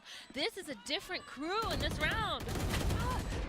Trying to avoid the 013 club. The pit aggressive, and it's going to push them up site. They haven't cleared heavy, though. And you do have Michaela who's playing up there. She's going to drop a Lexi. Pit's still in play, though. As Kami taking some damage and trying to find some room to work with and push out, but crew doing such a good job of playing off site. of forcing SMG to come their way if they want to try to establish some control and get the defuse. Michaela on the spam, Shirazi's. Oh, she didn't even get half. Kahabi has so much to do here, not a ton of time to do it. Crew gets theirs. They got theirs. They got theirs, and now you said they're not thinking about coming back. I think they're thinking about coming back. The comeback is real. Don't look at me like that. You don't believe that. Stop. Listen, I am a huge SMG fan, but Crew, they can do it. Maybe. We'll see what the death thinks. Yinsu, take it away. Thank you very much, Doug and Athena. 11-1. That is a dream start. It's always Lotus, it feels like. But the thing is, the Sapphire SMG, not only were they good in the aim mechanics department, they had some crazy good reads and just amazing ideas. Yeah, of course. I actually wanted to highlight round 6 here. And this is following 5 really, really aggressive rounds. And so they essentially conditioned Crew to play incredibly passive. And we look here, like, I do observing, so I know where people, I stare at the radar a lot. No one sits there ever. They are terrified to make any moves. So they're playing really, really passive because they obviously think there's going to be a push. But instead, they have a trap play set up here. So as you can see, B is all ready to go. We've got the Paranoia ready. Kahabi's taking the angle. Kahabi does drop here, but then they try to take a little aggression. They fall back. And so this is Crew's time to then take a move over to A. However, they have not forced that raise nade out. And so you've got to think, okay, they're ready for you. So at this point, essentially there's a trap play set up with the C's and nade, and it was just perfect. You don't really see 2 trap plays in one round, but perfect execution from SMG. Condition the team and then force them to play incredibly passive. And just showing layers to their game, like just to have 2 trap plays in a single round is just absurd. And it's all because that Paranoia forced the people that were walking up B to be backed up. The Omen smoke comes out to delay the B push even further, and they're already playing retake on C. They already were okay with that from the start of the round. So they're funneling them towards A or C where they're playing retake, and it just runs straight into that trap, and it was just beautiful. What a beautiful round from Team Schmieg, and they are going absolutely nuclear right now. This is almost a 13-0. Yeah, honestly. well, it's not going to be a 13-0. I'm with Myrna here. We've seen an 11-3 comeback in Sao Paulo before. I believe in the 11-1. I'm going to just sit here. 11-1 in favor of SMG, the second half of Lotus. Now up for grabs and for Crew. You know, we often talk about mountains that you have to climb and crazy comebacks and digging yourself out of holes. You know, this has to be the biggest hole I think I've ever seen, or the tallest mountain you're going to have to climb to get back into this thing. Again, given what some of the body language look like, Athena, I imagine they're just thinking bind at this point. Yeah, I mean, to be fair, this is SMG's map pick, so at the end of the day, not a huge thing lost because you still have 2 more maps, right? So Crew can come back into it. Next map is bind, they can pick it, but this pistol, I mean, if they win this, it might be something to hold on to, but again, SMG just opting for that full A hit. Yeah, I mean, there's a long road to believing, and it seems like that road is paved with poor intentions if you're SMG, because Crew is just getting rolled over again. They're not able to hold the site. They get overwhelmed by SMG's aggression. That 5-man hit towards A proved to be too much. Yep, 4v3. This is going to be a hard retake. I mean, we still have nades, no smokes, no paranoia. It's going to be a lot of walking up together, but Crew getting the trade on Alexi. Oke, nice banget IGL kita. IGL kita memang nge-cheat ya. I mean, when you're feeling it, you're feeling it. And when things are going your way, like they are for SMGs, it seems like nothing goes wrong. 2 couple kills there at the end that she never even saw. Emang cheat wall hack IGL kita ini udah. This will be over very soon. It looks like nothing is standing in the way between SMG and winning this map. Not even a concrete wall. Yeah, nothing. I did. That was very nicely done. But yeah, again, a really great execute from SMG. Crew trying their hardest to hold on to what is left, but dropping, unfortunately. This is looking really rough now. 12-1. Both teams buying, of course, seeing what we have in stock. We have a judge on Inari, which I love to see. So hopefully a super fast hit towards C. And super fast it is. Inari's on site, but Shai's already with the first kill. Absolutely denying that. Trading that out. And now the site is there. SMG planning. Inari tadi. Lucu kayak itu saya What else do they have to work with here? We've seen that Bucky a couple of times. Michaela has it. Just now rotating over to the site. Once again, they've done such a good job, SMG have of playing off. You've got Shirazi, who's really back in spawn at this point, making sure that there's no late flank or anything like that. And there's so much for Crew to get through here if they want to keep this map up, if they want to prolong Lotus. But can they pull it off? Alexi will fall, and it seems like they're converting things, so Ivy's going to have to do this on her own. Feeling some of the pressure, feeling herself getting surrounded. Time is of the essence. Oh my goodness, Khalid is going to get it. GL kami cok hampir. That was so close. I thought she was going to do it. My God, and if anyone could have done it, it is Kohibi. I mean, she's been playing crazy this game, and so far, my gosh, Crew, they're back. They're back. That's gonna feel so refreshing to win that round and absolutely shut down SMG's fast take, because at the end of the day, shutting that down means that they're not gonna be able to go as fast anymore with as much confidence, ready for these retakes, even though they're man down. And SMG almost closing this round out, but Crew, Khalida, the most stable, the most reliable on the team, showing us why she can clutch it out. I mean, desperately needed. And now an opportunity for them to put on another, given the gun advantage that they have. SMG with just shares and a classic for Kamiyu. Certainly not what you're wanting to do here. And, you know, honestly, for Crew, the approach does feel a little similar to what SMG was doing to them. Maybe not to the same degree, maybe not to the same extremity, but they have not just fought for A main control, they've taken the space too. Yep, full A main control, and that's going to be so much information. We have our Killjoy setup on site already, so a lot of delay coming in, but maybe this information should be used a lot faster, Crew, with a rotate over towards that C site. But they're going to get the flash and going to get the info that Viper's there, so it's going to be delayed for a lot longer than they thought. There. You've got the nade seize combo, the paranoia. They've done a decent job of drawing rotations. If their intent was to manipulate things, they've done so. But no, it seems like they do want to NC after all. Alexi and Inari pushing forward into the smoke. And you can look at how concerned they are. Look at how far back they're playing. They know that there's something up here. They know that there are antics that are waiting on the other side. Aduh. Yep, and those 2 kills, 3 kills going really well for Crew. They were so patient, they knew to wait for the rotates. And this is looking like a lot more confident, a lot more stronger Crew. Shirazi with a nice shot onto Romy, but it's not enough because Crew just showing that they can play this defensive side really, really well. I mean, they had KJ playing on that C site, and she delayed for so long that her team was able to rotate, and she punished them for trying to push into spawn. I mean, that's a best case scenario for when you're playing retake. For sure, for sure. You really get everything you could possibly ask for. So Crew get onto their third. SMG now with weapons with a massive runway. If they want to close this thing out, they're going to have an abundance of opportunities to do so. Yep, the fade online for Alexi as well as Khalida with her cabbages. So we'll see what funky strat they're trying to do. It's looking like there's going to be a lot towards A, and this is going to be a war zone because both these teams are trying to fight for the same main control. That's exactly what they're going to do. You're absolutely right. You see the paranoia out. Trying to clear some space. You do have Rami who's tucked just on the other side of the wall.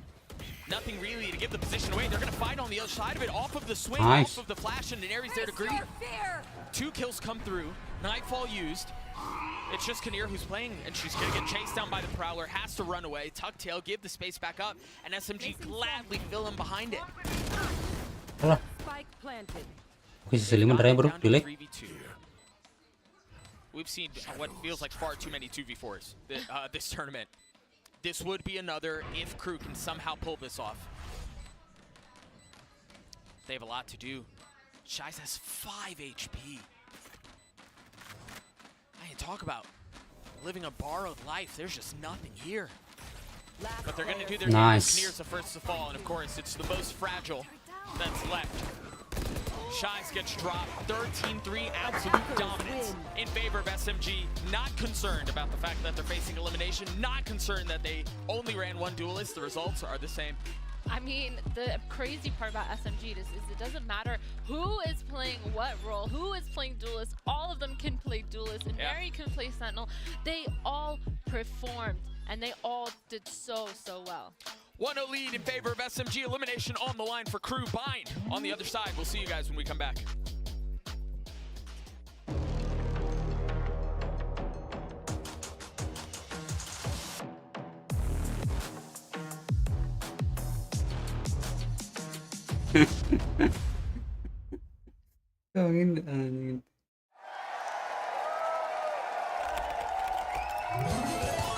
Red Bull gives you wings.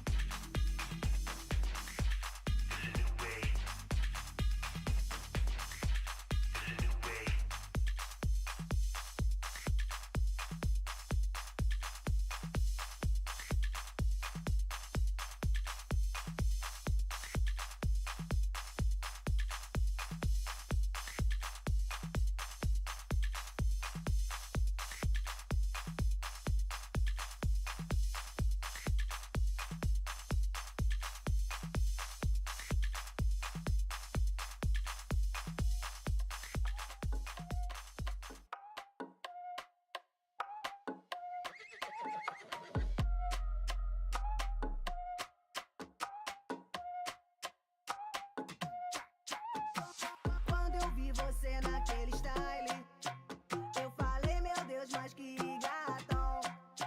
Chegando você me deu aquele mole, vai cair na minha rede então. Nosso clima tá gostoso, tá tarara. Me agarra assim que isso tá tão bom. Cheguei minha pessoa te querendo. Gak usah pasti kan. Iya.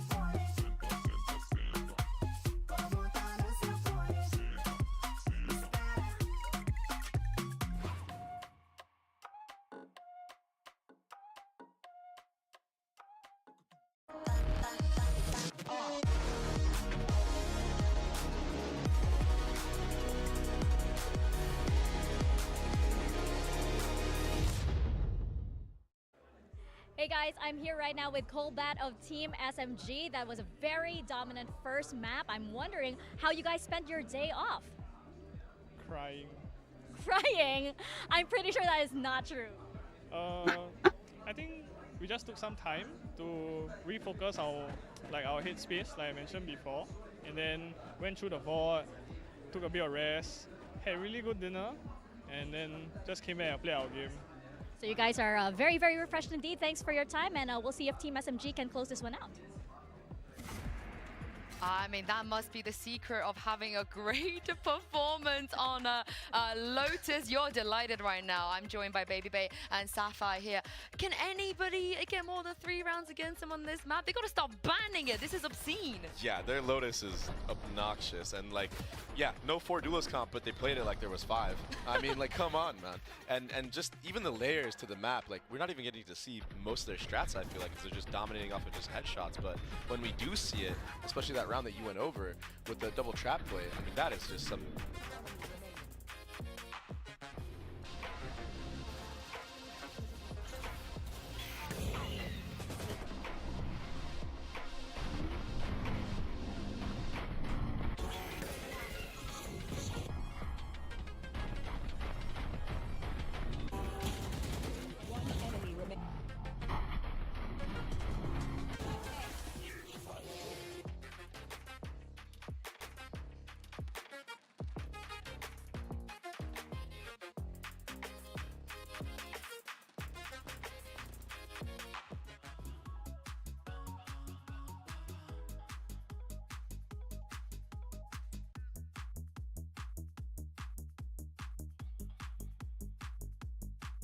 Ener ya ini MVP-nya.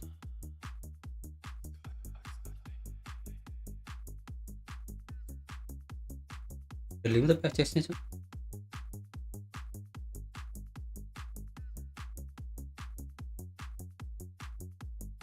Let's go next map.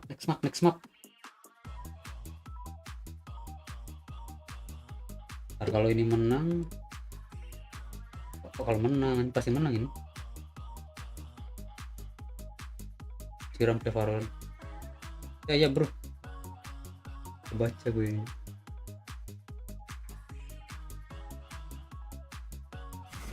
I play Valorant bro. But now not. Now I don't.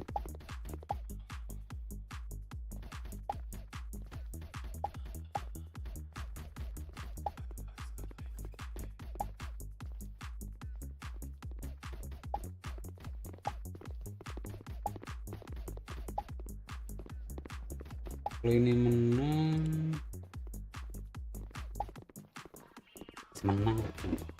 besok main lagi jam 12 lagi bro.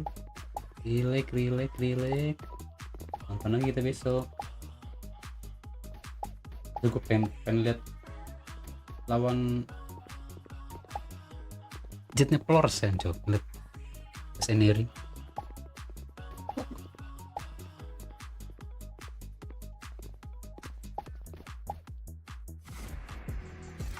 Las sensaciones para el equipo contra EDG fueron muy buenas. Se sienten muy bien, finalmente se dieron los resultados que buscábamos y mañana va a ser mejor.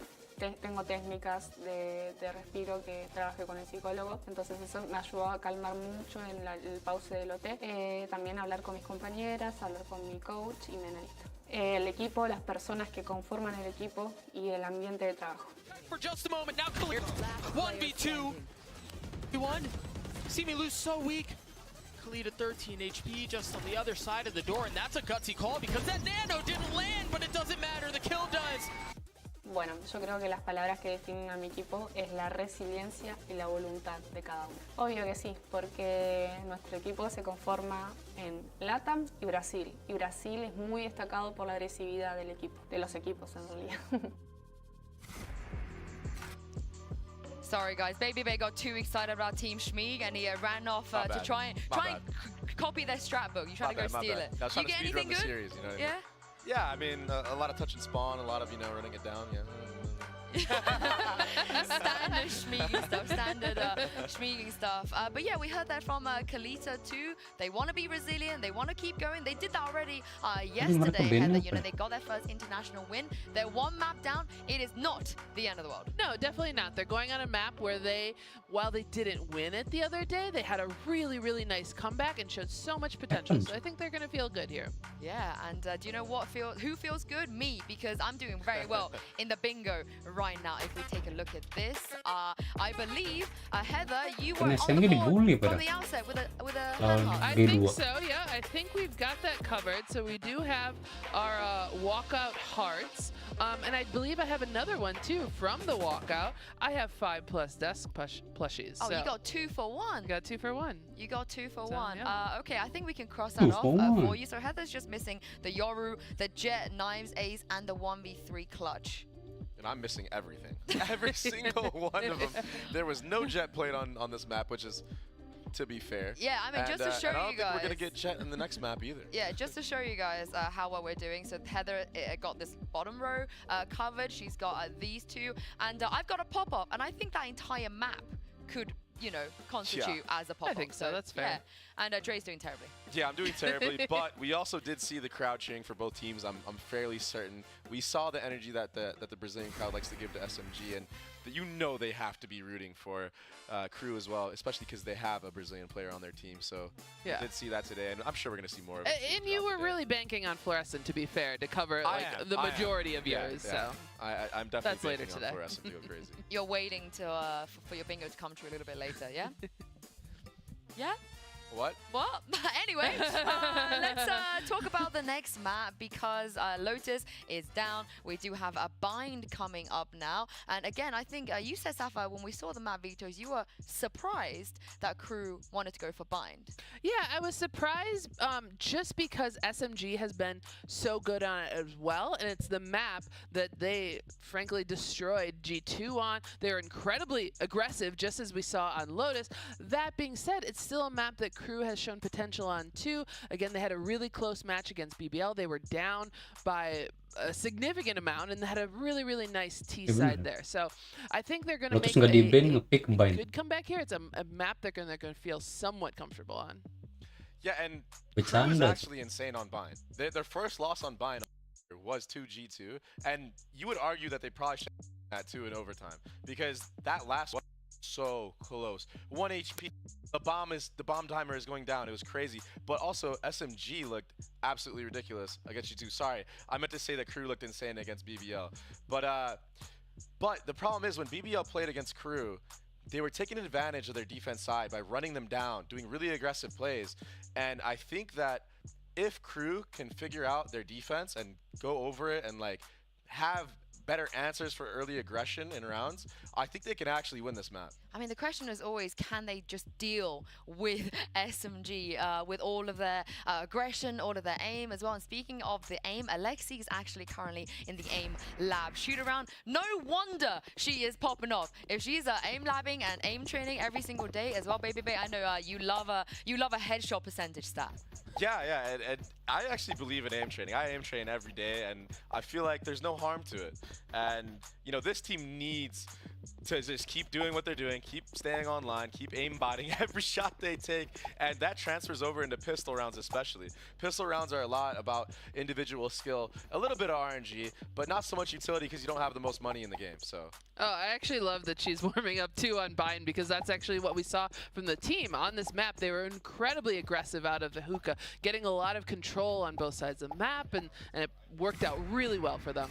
Yeah, it did indeed. But also, Alexi is someone that, Sapphire, you look to as one of the players that could potentially even nab an MVP if she's able to take it all the way to the finals?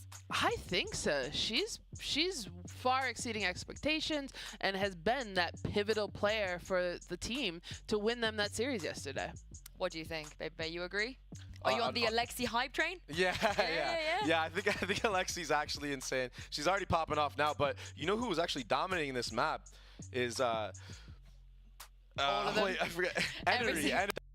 why I didn't want to pronounce her name wrong, so I had to double check.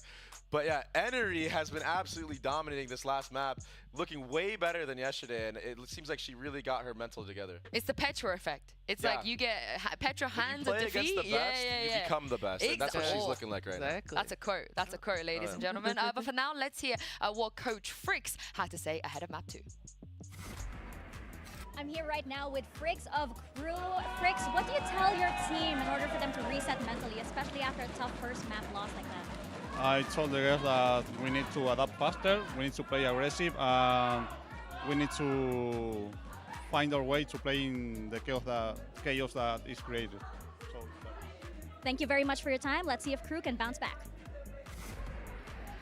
I mean, they have to bounce back. They do not have a choice, because if they don't bounce back on Bind, Sapphire, they will be eliminated from this tournament, albeit they've had a better result than last year, but they're aiming for higher finishes. Yeah, of course. And we heard the crowd get excited for them when they started to pick up rounds. Like, they want to still stay in this tournament. They want to prove not just are they the best team in LATAM, but they can compete with the best. Yeah, absolutely. And you know, they definitely don't want to go out like this. Not here. Not right now, you know. Having a 13-3 loss on that last map, that's a brutal way to lose. And they, once again, didn't get any momentum going into this next map, and that's what I'm worried about. Now, the good thing is they do get to start on that attacking side, and they can set the pace, but at the same time, with how SMG played against G2 with their defense aggression, this might be a repeat of Lotus, because we saw how that defense aggression was conditioning future plays in the halves and everything like that. Yeah, we're gonna see. Just imagine the players are backed up all the way to attacker spawn and have to wait back there because of the aggression. Yeah, I mean, SMG just does such a wonderful job of like conditioning their players so that they have to plan for everything. And so Crew, while Khalida said they want to play 3 times as aggressive, that certainly was not the case. SMG didn't even give them that opportunity to do so. I do want to look towards the veteran players, though, because we did mention, you know, when G2 were struggling against SMG on the brink of a possible defeat on Split, we were looking at players like Petra, like Mimi, the veterans that have been doing this years and years. You have some of those on Crew, Sapphire. You have those players that can pull them out of a bad spot. Kinnear is as OG as they come. She's been competing on LANs for as long as I can remember, and so these are the players that you need to step up, as well as players like Romy. They need to lead the players, get them in a better mindset. Like, it's not over yet. You still have 2 more maps. That was the other team's maps. It off and focus on what you do best. Yeah, and to be fair, this attacking side of Bind was the side in which Crew did start making comeback in that series against BBL, and they looked really, really good on it, and even so. And they actually did a good job of punishing the aggression of BBL on this map, so I think that they can emulate that against Team SMG, and they need to do that. Yeah, and what we saw from Crew yesterday is like they really good at the second round as well as the bonus round. In this first map, they were only able to get at that in the second half, and that's great. They started that very, very small comeback, but we need that from them out of the gate. They're really good on thrifties. They're really good on pistol rounds. They're going to need that on Bind to push it to map 3. Well, the thing is, though, SMG, they are very, very confident, and let's hear from their IGL co-Hybe on just how confident they are in this matchup. G2 was like the previous champions, and they played really well, but also we were like in a bad mental state, so we weren't really prepared for it, but we will do better in the future. I kind of feel a bit sad, but I guess it was a learning lesson for us, so it's all good. Like, we learned a lot from it, so I'm grateful for that, and we're gonna work harder. Yeah, I feel the biggest takeaway is to just be calm. Even when you're losing, you have to be calm, you have to do your job, and just trust all of your teammates, and everything will be fine. The Viper has her orb to deny the B main push. Like, there's just so much against her right now. They're playing this crossfire, peek off me in spawn. They're both so weak. They're both so weak. That's the first to fall. The second does too. We really are like a family because we do everything together and we do trust each other. We are really close together outside of the game. So I feel just don't look at it as it's the last game if you lose. Like, it's not the lower bracket, but just play the game as how you will in the scrim and in the tournament. Like, just try your best and everything will be okay. I mean, Kohaibi, she does everything. She IGLs, she sometimes even trash talks apparently, but she also coaches. She is a player coach. She comes out with a lot of the ideas. She's kind of doing every single job she possibly can on the team, which I think makes it incredibly impressive when her individual performance doesn't suffer. Yeah, I love like how deep her strat book is in that case. Like, can you just think of it? Like, she's dreaming up these strats probably every day, not just as the in-game IGL, but also like as the team's coach. And so along with Cobalt, like they've cooked up something like really unique on this team. Yeah, it's a lot of pressure to have being like a player coach, but if it works and when it does work and you see it's working, it feels really good at the same time. It feels really rewarding. So the fact that they're actually just dominating in this fashion right now and honestly taking world champions to a map 3, it's got to mean a lot for the likes of an IGL like this who's also able to put up numbers. Yeah, the thing is, it's not over. We have seen teams that win map 1, they are in a great spot, and then things don't go their way. They start to crumble because, Baby Bay, you have to keep mentally resilient throughout the entire series, not just for one map. Yeah, exactly, and we saw that with Crew almost losing a set to EDG yesterday. Thank God they won in overtime, but if you're not on top of your game, even if you're up a map or whatever, there is a chance you're gonna get upset and you're gonna lose. That's something Shopify has done really well is FEs has ingrained into their players. Like, hey, like I know we won the first map. I don't care what the score was. Play like it's 0-0 and like you're 0-0 in the series as well. Just do your thing. Yeah, and you know, just watching the team here, like it looks like they went away. They're coming back. I saw some smiles there from Shies. Like I think they're in the zone. You know, Kinnear is laughing again. So you know, hopefully they just chalk this up of like, hey, we're just not gonna win that one. Like GG go next, and let's close it out of the next 2. Yeah, and let's talk about their comps as well, because we've seen both of them play Bind already. It's Crew that's gonna go on the Fade Raise for this map, and SMG coming out with a Chamber. So how much does that change, you know, their playstyle, their game plan of what we've seen already? Yeah, so the benefit of having the Fade Raise comp, the double initiator comp, is that your sight hits on attack, and we saw it against BBL, they are so strong when the utility is all flooding in and it's correct. It's really hard to play these aggro spots against this comp because of the multiple dogs that they have, the scan, the flash, and this is really good against the chamber that Team SMG has been playing because you're able to not get picked off early. You have an answer for almost every angle to take. Well, let's take a look at the Prime Gaming Agent select now and see if we are going to get, you know, those discrepancies of the chamber on the side of SMG and then the Raze Fade Sapphire. It's the same comps. Yeah, it's the same comps. This is what we expected. This is where both teams played quite well on it the last couple of days. So, you know, what I'm interested here is obviously we saw SMG play very, very aggressive. So I imagine even on defense, they're going to be using Raze on an area and a Sky to make aggressive plays. And on the other side of the map, you're probably going to see the same from Chamber as well. And then you can quickly TP back. And my question is how is SMG going to deal with the slow playstyle and all the utility that Crew has? Or are they just going to peek everything, like peek the showers angle every single round and just dominate G2? Or dominate Crew how they dominated G2? Yeah. And is Crew going to be aware of the flanks coming out of SMG? I can't wait. I cannot wait to find out and send this back into game with your casters, Doug and Athena. Take it away. Thank you so much, Insu. Yeah, Athena, the benefit is she doesn't have to wait. She says she can't wait. Good news. You don't have to. We're getting back into the action. Again, the second map, elimination on the line. We talked a lot about comps.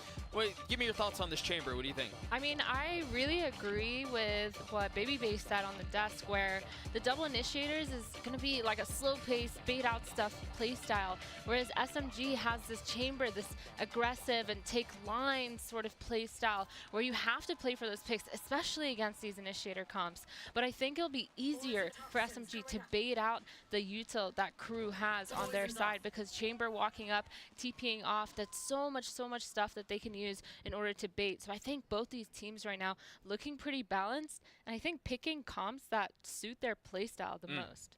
Yeah. We'll see how it plays out. A quiet start for the attacking side, who are still trying to somehow mentally recover from the shellacking that took place on Lotus. Perhaps a new map, a change of scenery could be what they need. Off of the flash to satchel forward, out from Michaela, and they're going to funnel in right behind it. But SMG have members in the smokes. They're all here on site. They're going to be able to take this fight. Kahibi's able to get the first. Still causing problems. You got this flank that's coming in from spawn. Yeah, you got some of the site, but you've lost everything else. Fortunately for them, the TP is going to allow them to flip the map, head over towards B, but it's a foot race. Yep, 2v4, so hard against this double flank that's already coming in. 2 players on either side, but we do see a battle. 2v2 within that spawn area. Crew versus SMG. Just to smoke these duos apart as it dissipates. The gunfire erupts and it goes tit for tat in favor of Crew. Numbers their way. However, Shies is left alone, 57 HP, and yeah, you dealt with the 2 that were in your lap. You have to deal with the other 2 that are on the flank. Alexi's left alone. She's got to win the fight, and she does. That was way too close for comfort. I mean, what an explosive round. That was so back and forth. Both these teams doing so well in the amount of space that they had. Crew actually normalnya emang ngambil di dalam, with how they want to play the round. I mean, taking back sight, pushing through with that util, and then pushing through spawn. They knew they had to capitalize on numbers. It was really, really well played. But unfortunately, Alexi is there to just end that round for them and get the defuse. Both teams looking really promising so far on Vine. And now we actually have Inari playing with that judge. And this is what I'm excited about, because I love the judge on Inari. And she's going to be holding that towards short. But 4 players of Crew outside of long. Kunir gets 1. An excellent start. Alexi no longer around. You still have Kahibi, who's around to cause some problems with the Headhunter bullets. 3 left. So you see the dog trampling forward, trying to apply some pressure onto that chamber. Kahibi taking a little bit of a step back, expecting the aggression. That shot lands right between the eyes. Kami itu, bro. My gosh, it's clear confidence on Kahibi to take that peek. And now this double senti hold towards B. It is going to delay for so long, to the point where these players have to come up with a really good plan on Crew in order to execute. They don't have the eye. They still have a flashes. No more dogs. But they do have all 3 smokes, so a full execute here would be good enough. They're just holding, chilling, making sure that maybe they rotate, maybe they try to get some info, but no.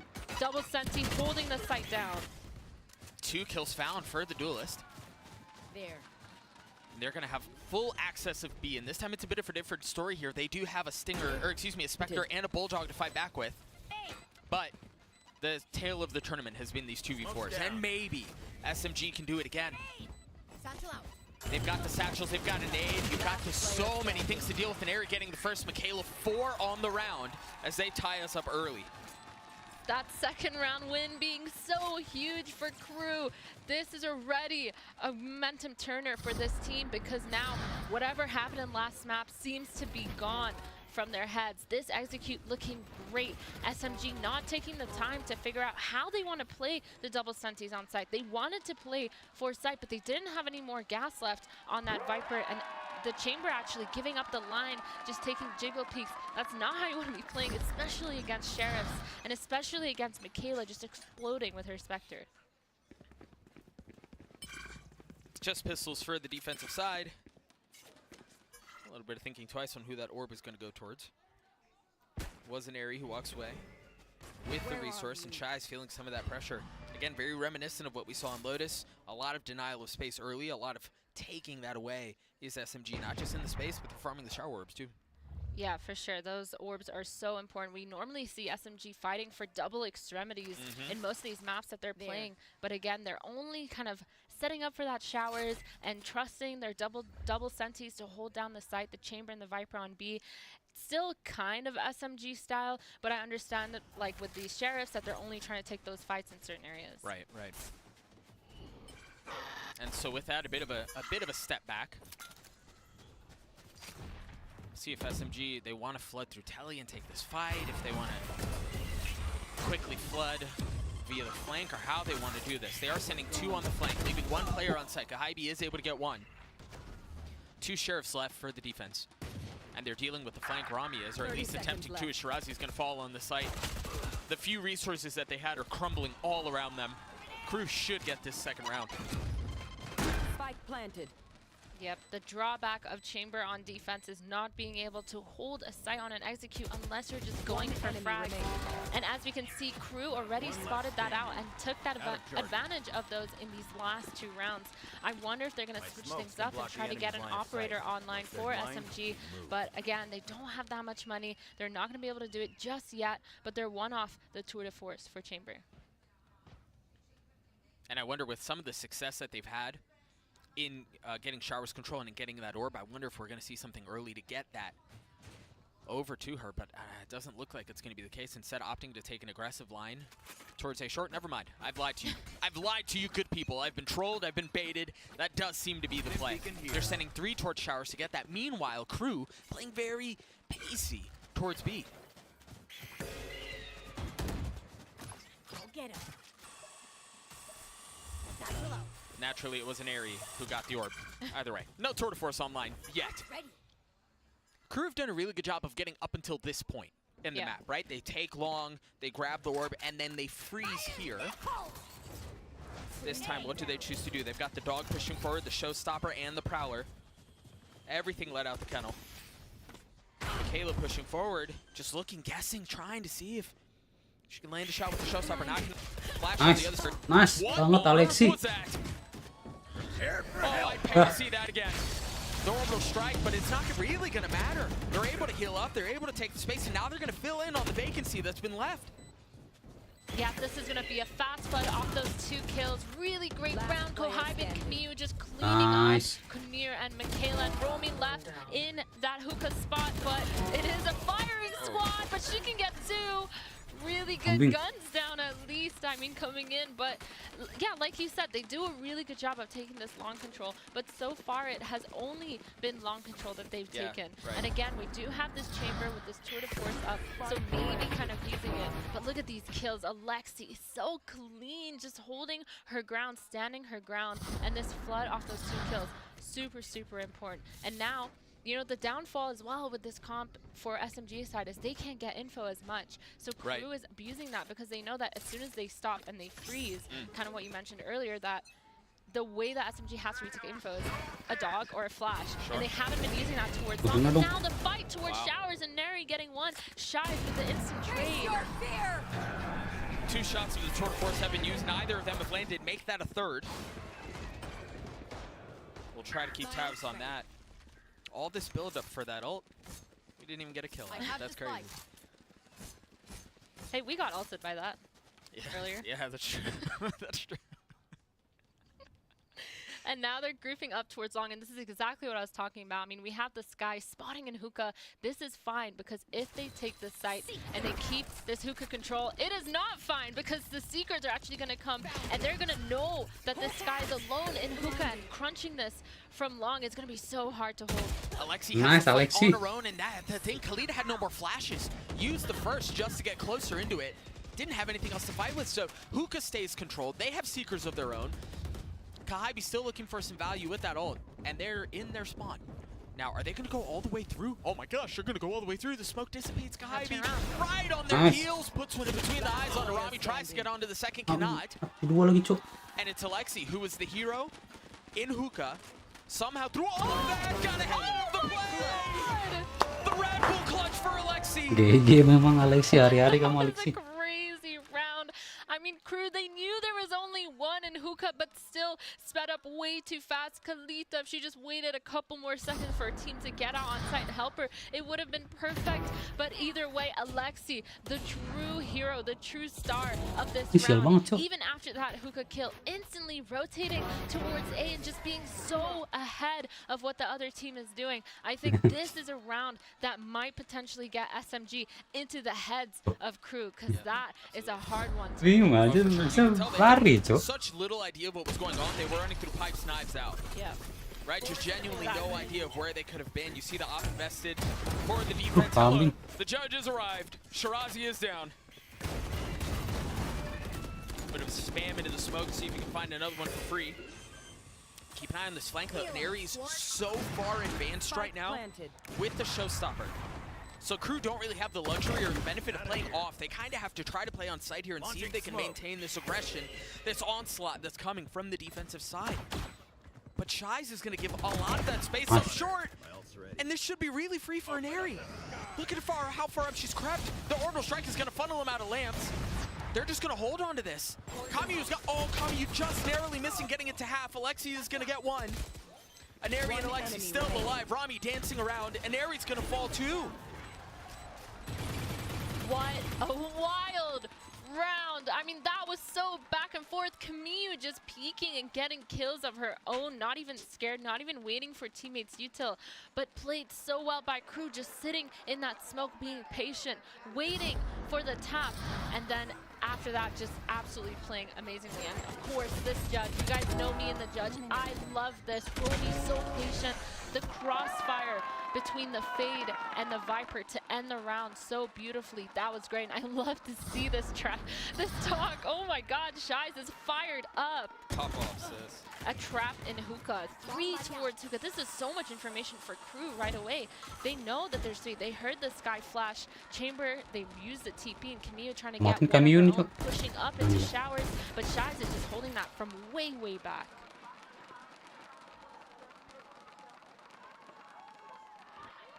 A little bit of concern from Crew They on do. where they choose to go. Great response out from Khalida. Kahibi maybe getting a little too cheeky. They do have Rami's pit, so if they can get forward, if they can get out onto the site, they invest the pit, and then we're gonna get a little bit more of the chaos that we saw in the previous round. But that did seem to be something that worked out. It was a strength, if you will, of Crew's. This almost feels like deja vu. Shirazi ahead of it, landing it, and that's a spike! Nice banget, I mean, they might still be able to stabilize this. They're going to get the pit down from Rami. They're going to flip the map, actually. So there goes that pit. They have been able to upgrade some weapons. Kamiyu has. Aneri is not, but she does still have that showstopper. One satchel to work with and a nade. Michaela weak, Rami not. And they're splitting. They're dividing the resources. One's gone into elbow, and Rami's going so far back, maybe for a spit if there's a lineup for it, but it's just one. Is that really how you want to play this out? That nade went towards Octagon. That's going to connect. One enemy remaining. And there's really nothing she can do. Rami's got to be really fast on this. Kamiyu's got half, and she's going to get both. The Red Bull clutch for Crew. My gosh. What a round, Crew. That was looking kind of scary. I mean, SMG with those sheriffs getting 3 kills. Those were so clean. But Crew, the really fast reactions. The Viper ult, that was kind of crazy, but I love the reactions going back towards B. Romy splitting up with her teammate. That's always a little bit scary. But when you get the timing right, that's exactly what happens. You end up with that Red Bull clutch from Romy. That was absolutely wonderful. And now they are starting the round with that orbital strike on Brim. Another cheeky pop-up, too. You saw it on the screens. Crew feeling it with the lead. And much like you said a couple of rounds ago, it feels like Lotus is just, I mean, it's a distant memory at this point for the gals and Crew. They seem much more comfortable. They seem much more stable. Nice banget Alexi emang. Peter bangsat. That's okay. Is she going to get out? Yeah. Just barely. 16 HP. And the spike is down long. Yeah, that was such a good long control. They had so much util. I mean, it's really interesting that they're splitting up initiators in order to take so much space. They're setting up the rays and they're setting up the sky, but it just wasn't enough util because they had a trap set up towards long, which is something you should have expected at this point from Crew because they've been taking long almost every single round, and the one time they took showers, they ended up going back towards that B site. It does seem like through all of that, they are going to be able to still maintain control of the spike. There was concern for a moment. But Kinnear scoops it back up. Still has one smoke to play with. Don't really have any of Rami's controller utility they can work with, the orb or the wall or anything like that. So it's just this one smoke. If they pop on this, that's all they have. They're contacting. Really no other option. The smokes are just a half a second late from Kamiyu. She's going to fall. And with 10 seconds, they've got full site control. The thing they don't have is Octagon here. This can be very pacey out from SMG, should they choose to pounce. Alexi weak, the first spot, had taken a quick bite out of Kunir, the jump out of the window. How was, goodness, she was still stunned. Rami's getting a second. This is going to be another vintage numbers deficit situation that they're somehow going to pull out of a hat. Ivy getting onto the first starting to try to crunch on it. That's exactly what they do. Shirazi gets 2 and SMG get the round. Oh my god. Both teams just flipping this round constantly in their favor. I mean, again, taking back that long control and just walking up and contacting in. Such a good play from Crew. They knew that the other team had no information. They didn't have that long control. They gave it up. They're either playing retake or pushed up somewhere else. And then we had the 2 players in that hookah. The fast flood, the fast retake could have been so good. But instead, it went so back and forth. I mean, thank God for these players in spawn, and thank God for the good timing of flanking that elbow and getting the kill onto Michaela, because that was super important. If they didn't get that elbow kill, that was going to be a really rough retake for them. I mean, low-key, I don't think they're winning the round. Yeah. Right? If they don't get that kill, you're absolutely right. And that's the fun thing about when we see at the biggest stage of the year, it is something that's small, right? That can dictate the success or the failure of a round, the ability to, at the right time, in the right moment, pouncing at the one kill that really just alleviates everything. When it comes to a situation like that, it's a lot of fun. SMG on a quick timeout here. Yeah, I mean, for both these teams, it's looking really back and forth. I think Crew getting 4 rounds on attack, this is their map pick, right? So I'm expecting them to be more explosive and try to get at least 5, 6, or 7 rounds. I know that's kind of the name of the game, but especially when it's your map pick, you need to be 100% certain on your defense that you're ready. And again, SMG, they have that chamber. They have that ability to bait out your util on that defense side. So they should be a lot more explosive, or at least be able to be a lot more explosive with this double initiator comp. Yeah, sure. Has not been their approach up until this point. We'll see if that changes in this round. Tied at 4 apiece. You've got the showstopper for Michaela and a judge in hand, so keep a close eye on that. She's shown proficiency with the weapon on more than one occasion. Quick flash, up close and personal, not finding anything. Michaela has gotten up to the box. The Haunt not spotting anything as the smokes go down. There's the satchel, there's the ult. The dog paving the way, and Michaela, no way. That was not the intended path, but it worked out. The flashback sight, this is such a miserable spot to be in, but Shirazi finding some comfort, finding some room to breathe. With the pit in hand, they're going to try to fight back and take elbow. Or excuse me, Lance, and it is going to work. Shies falls, the judge finding value, and how much more will it find as they have to push her. Surely they have to push her. The thing is, they know it's there. I mean, the spike isn't even planted. They're just delayed for so long. Crew, you need to do something in that point. I mean, the first kill was so beautiful. The flash of the smoke, I mean, that would have been perfect if as a team they decided to take the space. But instead, they took so long to get that spike down. They took so long to get into any positions. They gave so much time for SMG to come back. I mean, look at this.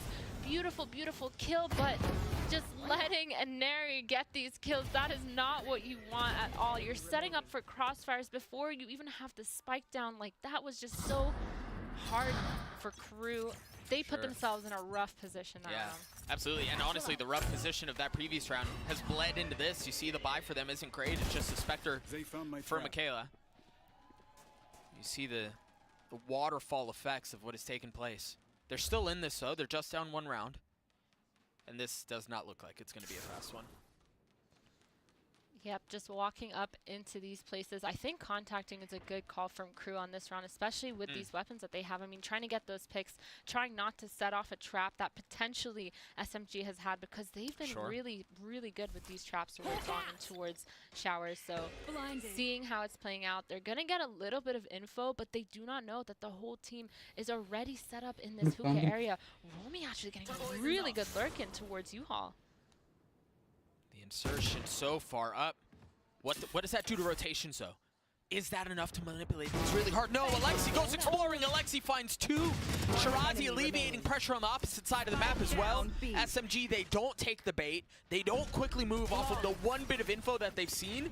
And that results in a prime gaming flawless. Yeah, I mean, again, Alexi's so quick with her reactions. Like, we hear the flash hit the people long, and instead of pushing down and trying to get any sort of fight, she just retakes Luca. She walks right in. And again, crew not ready for the re-aggression. I mean, that kind of retaking space is so important on this map for SMG, especially without the double initiator comp. It's just Sky with info. And instead of getting info with her flash and her dog and re-clearing hookah with a dog, Alexi was just like, yeah, I'm just gonna re-clear with my body. Like, I don't care, I'm feeling confident. That's like a hard don't try that ulti. thing. I'll try that at home. Pit right off the bat.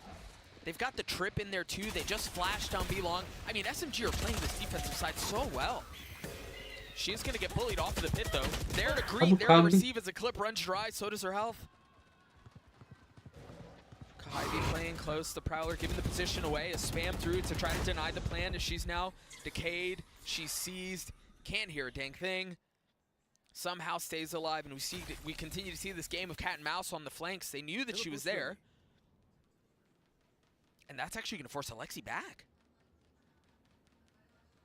Yep, crew again setting up into these crossfires, waiting patiently before they get the spike down. They're waiting to get some sort of clear on site, but they're letting these players all walk up, but it doesn't matter because Shaq gets the kill onto Camu, and that triggers the rest of the execute for crew.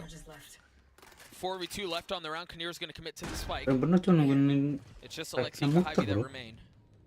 No ults, nothing like that. A little bit of utility. One of them just used. Unfortunately, onto Kahibi as well. But off of that, they push forward.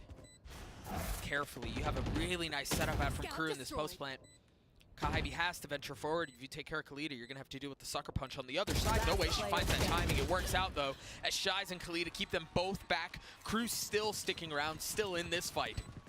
Yep, freezing the round and forcing SMG to get their info with their bodies. This is exactly what I was talking about, where if Sky is not there to get that information, then the only other way is by fighting and getting the mechanical 1v1s on your opponent. And it unfortunately did not work out for that round. Camille walked up so far, and Shy's holding that lamps, holding that U-haul, the beautiful crossfire.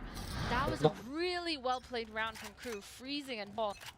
Do anything, and now they're gonna restart this round and re-go into it with that slow pace. They're heading towards hookah, trying to get that hookah control, but SM round all the way up short A. Can they close this out in the last round of the half? Oh, the shoulder Nice slotted. banget, igil The shot kami. delivered. Kinnear no longer around, is gonna have to wait to play things out. I've got your trail. I was wondering when they were gonna drop the Seekers. Khalida choosing to do so there. Kahibi with patience. Michaela's satcheling forward. Oh, she's just on the other side. That's a tip of the spear as well. Spike still in hand, and Ari ultimately falls. Finally, and they have a deep flash. That's a spike. You've got to be really careful here if you want to take that fight. Slowing down just enough, as it seemed like both guys just stared at each other for a second. Surprise. How the heck are you here? But they dropped the pit. Spike still not planted. Finally picked back up. Gonna have to navigate through all this green goo to have a shot at this. Kahibi pushing forward. There's the pit. It's going to force the plant to delay for a second longer. Alexi's going to clean that up. A 7-5 in favor of SMG. I mean, crew, they were surrounded. They had players in long. They had players reflanking towards hookah. They had players coming from spawn. That was almost an impossible round for them to win. SMG playing it so wonderfully. I was talking about how long it was taking for them to get the operator online on Kahibi, but there's exactly kind of the power that they need because they got that aggressive line. They got the aggressive and really good help from Alexi in order to get Kahibi to fall back. It's been an excellent first. She's going to throw it down to an interview taking place. Crowd. Away.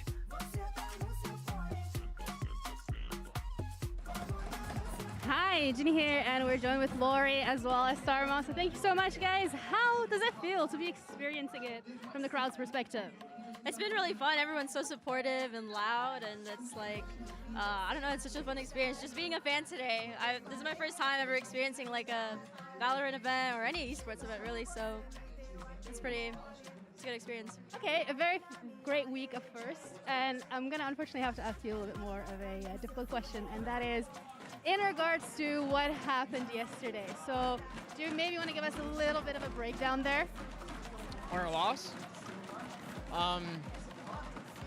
There's nothing like too in-depth that I can say. We played how we wanted to as a team, and we just ended up losing as a team. It was, I would say, a better showing than how we played against SMG, and I'm a little bit more proud of my performance, and I'm just happy that I had the time to experience on stage and with this amazing Brazilian crowd, and it was a great time, so I appreciate all the fans, everyone here. Anything particular, though, that you would like to say to the crowd or the fans as well? I love you guys are the best. I hope we can come back here one year. All right, well, we'll see. Thank you so much for that. Lori, you said it was very much a first experience for you here in the crowd, being on LAN. What has been the biggest takeaway? Everyone's so nice, so supportive, and it's just so fun. Like I want to keep like interacting with the fans and just watching the games, supporting my friends, and it'll be good. Well, thank you so much for that. We're gonna be heading back over to the casters, and that was live from the crowd.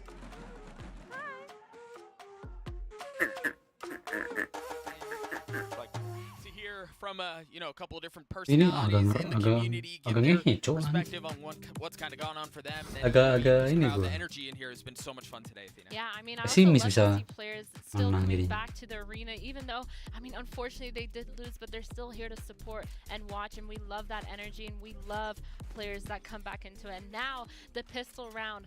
Finally live, we have Frenzy on an area. We know she's a beast with this. She loves using that gun, but we're gonna have the hookah setup actually from Crew, which might combat the plays that SMG is trying to make here. They need to use some sort of Roomba or some sort of dog in order to get this space, because this is a nice crossfire waiting to happen. Will they use anything? It's not going to be the dog. That's going up long. There's the Roomba. The nade's going to push them off. The angle to discipline there is nice. gorgeous. Understanding you had some pressure alleviated on one side. Still the due diligence to check the other. Do they pop from here? No, they're going to take a step back. I mean, if Crew are fast on this, they might catch. No, they almost had a window to catch Kamiyu retreating, but doesn't turn out to be the case. Wait, see if anyone's going to push up short.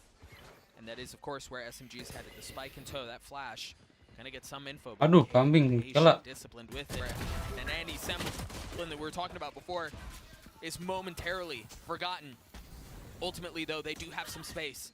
With the spike, they've crept up this far.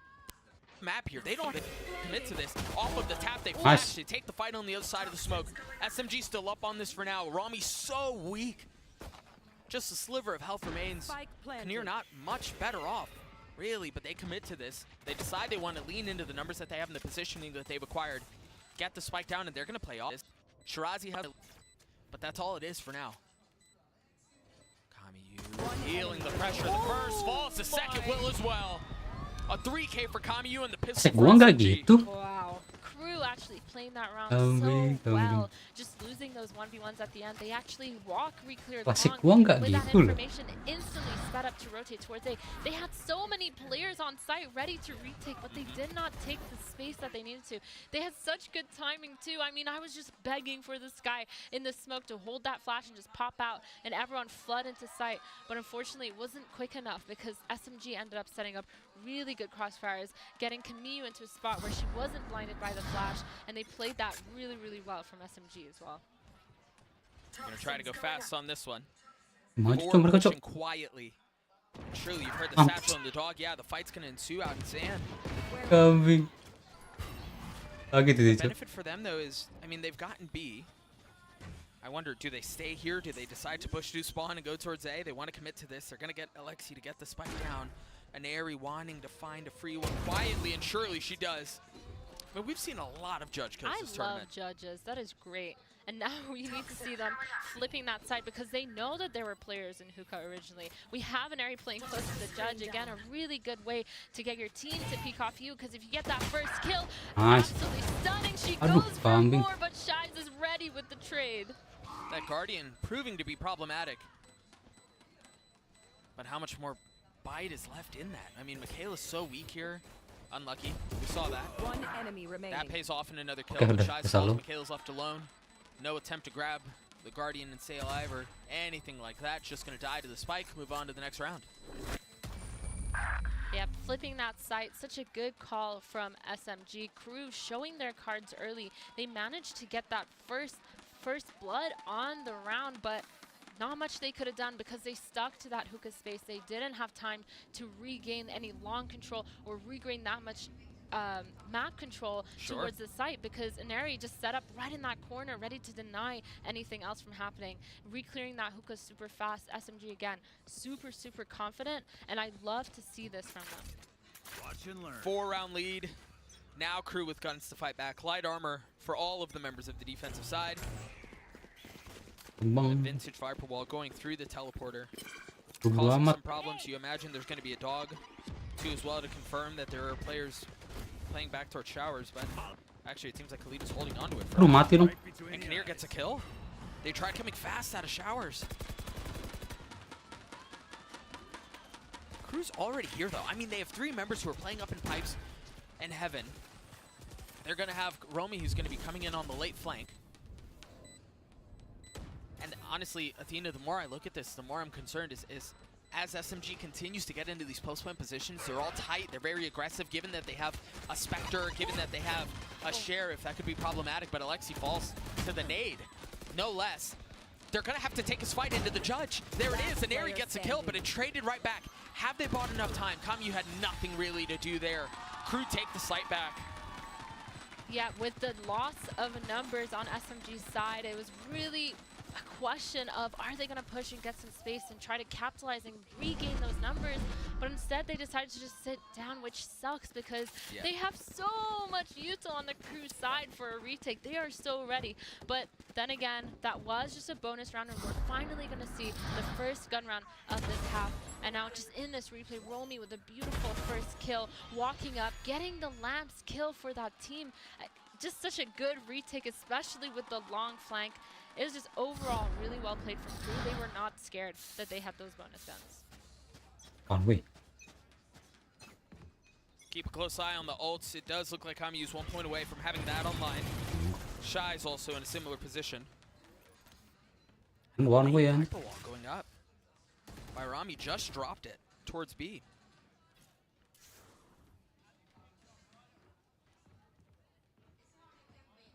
But there's no real aggression out from Crew. They're gonna prowler through spot 1. And that's all it is, but Crew patient with it. Choosing not to move. That's a ton of info.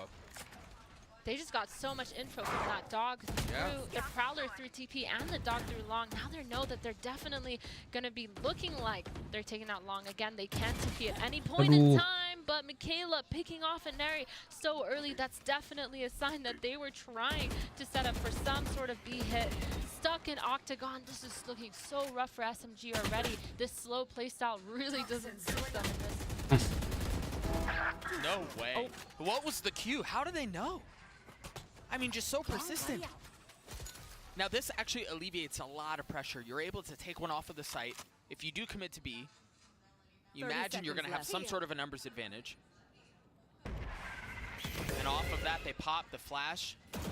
Khalid has gone unchecked, though. Has a flash of her own. Feeling some of the pressure. Michaela playing in the smoke. Now the rotations are coming through. This has been very slow for SMG. They might be burning too much time here as they try to go take the fight backside into elbow. All members of SMG fall. That was a massive blunder. Yeah, that was such a confusing round again.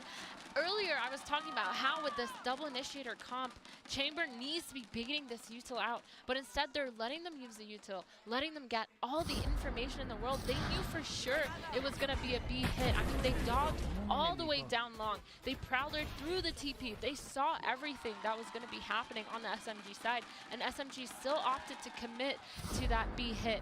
Kind of questionable. They need to be either way faster or way smarter with how they're playing defaults on this map. I mean, you have to bake this util.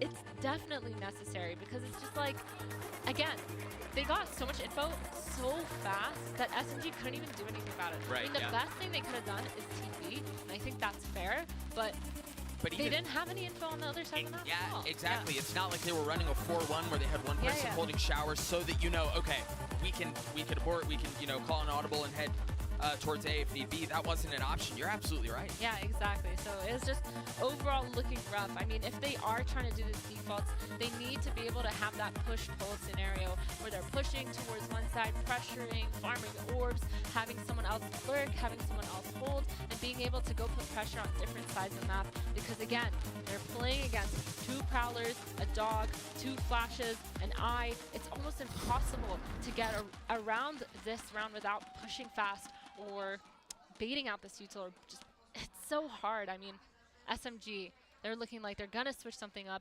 after this tactical pause. They do have just a hero Vandal on Kohibi, but opting to go with Sheriffs and pistols for the rest. Is that going to be enough? No real presence at all towards short early on. Now the Prowler getting cleared out by nothing but a Classic, concealing anything else that might be back behind there. It is a Vandal and the Sheriffs that you mentioned, but it was just the Classic that was fired. Is that going to be enough to lull them into a false sense of security as they've contacted so far up? She has no idea. There's no way she knows. She got past the Prowler.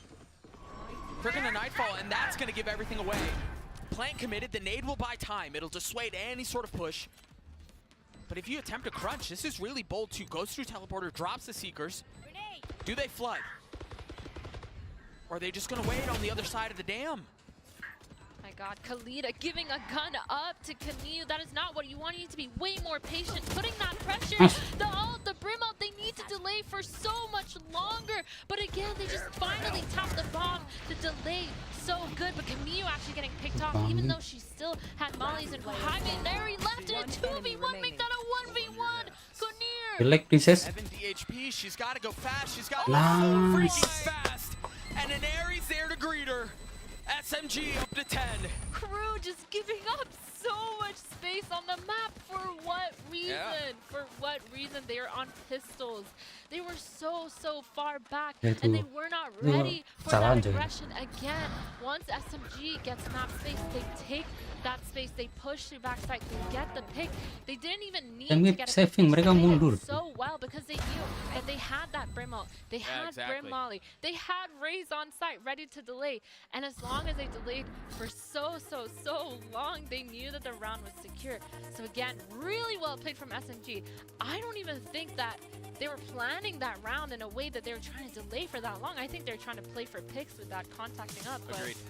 Crew again just gave them so much space to work with. Yeah, I mean, it was really Tiga lagi, opportunistic. come on. Again, to go back to the kill that Ada Khalida lagi, gave bro. back in showers, allowing the upgrade of a weapon and alleviating some of that pressure. I think Ada it was Rondo bisa keluar massive. balik So they semifinal. invest a pretty Lawan tim considerable Liquid amount in that too. You think they kalah. got the Seekers once they Keluar get the balik final teleporter and everything that lawan came along with that though. So it wasn't even just that they lost the round. It was a pengen lawan pretty Spotify-nya notable di final Yeah, it gitu. was expensive for sure. I mean, Khalida TPing with those Seekers, it looked so good until Cuma. she decided to peek by herself. She knows the Kalau Seekers nggak- were going towards showers. She knew that there was at least another player ready to trade Nggak ini loh, whatever Spotify. frag that she was trying to go for, but Menang lawan Spotify itu. she gave up a weapon, and ultimately that kind of speed and missed timing that she had just running into showers right away. Kemarin kan before lawan making the Gate. team put a lot of pressure. Lawan Gate, nggak Lost them jelas. such a huge part of map control. On the other side of the timeout, Crew decide that they want to drop 4 of their members A.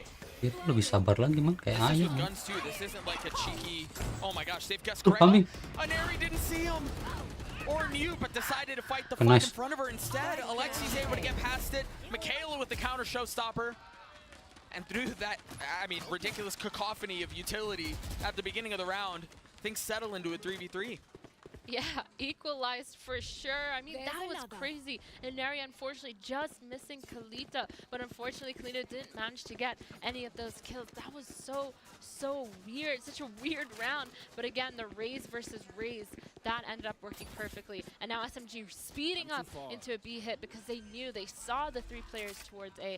And how they're going to play this is super important because they don't have any mollies. They don't have that much post-plant. All they have to work with is flashes. And I think that playing on, pushing towards elbow, that's definitely the right call. Let's go. Space. if they can get these kills, if they can swing at the right time, this will be secure. Kahibi's there on the first. Where's the counter punch? Where's the sucker punch? There it is from Shirazi. Okay, A nice. little bit delayed, a little labored, but it ultimately comes through. Kinnear flashed up, can't see a damn thing. SMG get to 11. Crew on potential last breath here. Ngusungnya telat sih Razi. Really well Aduh, played from kamu. SMG with those 3 players. They tried to hit it. They really tried it, but the crew set up towards showers and one towards that short countered everything. And oh, Sky actually running just through the Viper wall. That's how she got away. But the rockets trading each other. That was so messy to watch. It was so much happening on my screen, and I'm sure everyone was confused. But again, SMG just regrouping towards that B. That was so good, and they played it so well too. They knew they couldn't play off. They just pushed. It was a little shaky because they didn't peek off the chamber, but still overall well played. Emang Romi cu main deket. Well, crew have done their diligence in making sure that there's nobody B. They push down sand, they push down long, they know that that spot is safe, and so off of that and feeling some of the pressure A, they send through to teleporter. But oh my goodness, she was looking the wrong way. What the heck was that? Down A. They dropped the orbital strike, and SMG is already up in pipes. They're in their spawn. Shies managed to grab a weapon and get a kill for it. A 3v3, the only rifle in the hands of the Fade. Those sheriff shots just not connecting, just not on the mark. Now Khalid is left alone. That's not going to have a difference either. SMG series point crew should be able to buy something here. But they're down to their very last round.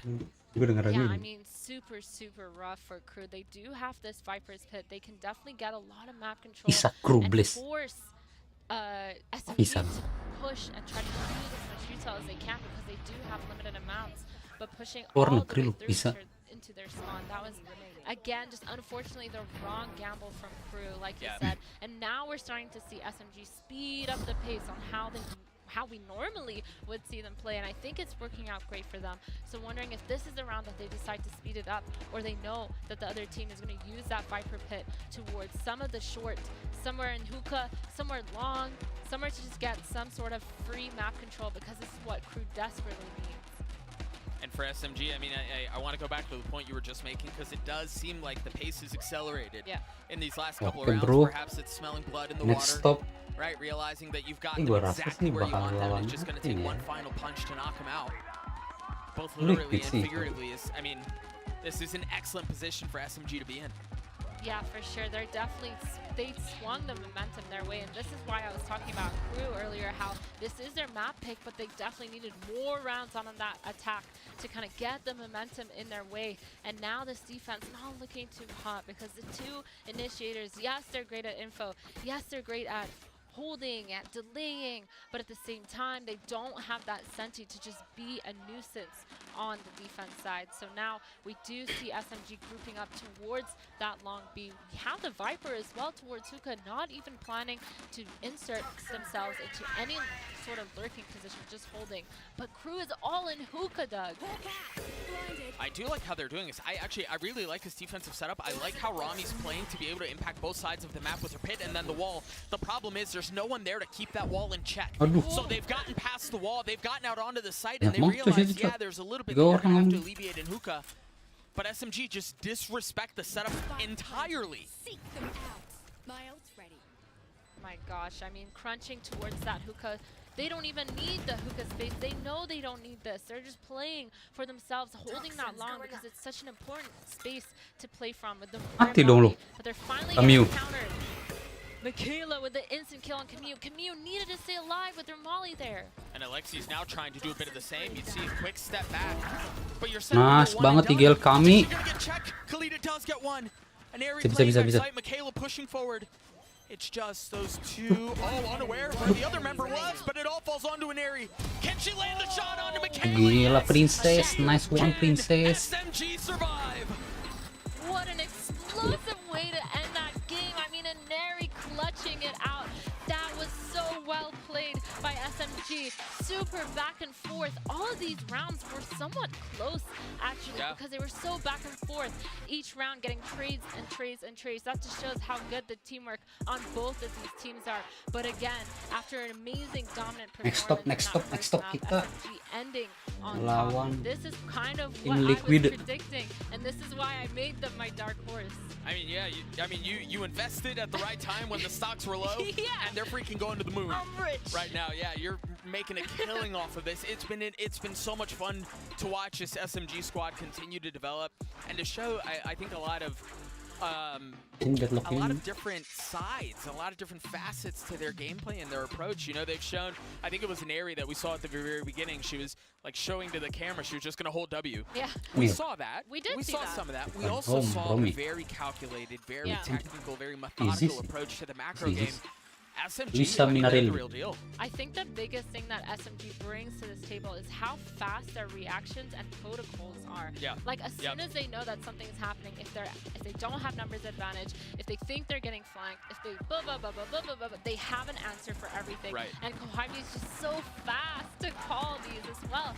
We talked about hive mind mentality, and I'm going to keep bringing that up every time I talk about SMG because they're so collected and together in these decisions. I mean, it is something that is like an IGL dream. That you just like pause something and everyone knows what to do. Right, like, and it happens on the fly. Right away. And that takes a lot of trust. And well, we have to, I mean, we've got to remind you good people at home, when you're like, was it 35-0? Yeah. Domestically, and you come onto the international stage, you win your first series, that deserves you, right? That earns you a little bit of trust. And they continue to lean into it. Yeah, they took a loss. That's how they find themselves in the lower bracket, but this SMG squad does not seem to be taking a step back on that whatsoever, and we have to say goodbye to Crew. You see a final bow before the fans here in the studio, but SMG was plenty to smile about. Yeah, I mean, taking that loss, they took it like champs because obviously they learned from the mistakes. They learned how to keep their mentality up, and they showed us that they're not out of it just because they ruined the streak. You know what I mean? Yeah, there are a lot of teams who crumble behind that. We're going to throw it down to Yinsu and the rest of the desks to break down that series. It was a good one. Yeah, it was a good one indeed, Doug and Athena. Yes, unfortunately, we had to say goodbye to Crew. Thank you. They fell to some of the crazy plays of SMG. I've got one to show you guys right here in the Verizon high-speed moment. There's a few we could have picked for this, but Baby Bay, this round was a really, really crazy round, and the timing of them winning this as well. Yeah, the eco round Jadi si Untung menang ya has satu. the best eco rounds in the tournament, and the 1v1 that it came down to with the insane headshot from Eneru was just absolutely crazy. Look at this. Eneri, sorry. And she was just on point, and like the casters were saying, she was running it down the whole time. A little bit too much though, I'm not gonna lie. She's getting punished a little bit, but nevertheless, there was signs of life early on in that game from Crew, and I did like the way they were playing, especially their post plans. Yeah, it was really neck and neck. Obviously, like Crew should walk away still feeling good about Ya sampai dulu kita stream lagi besok, nonton lagi bro lawan tim Liquid.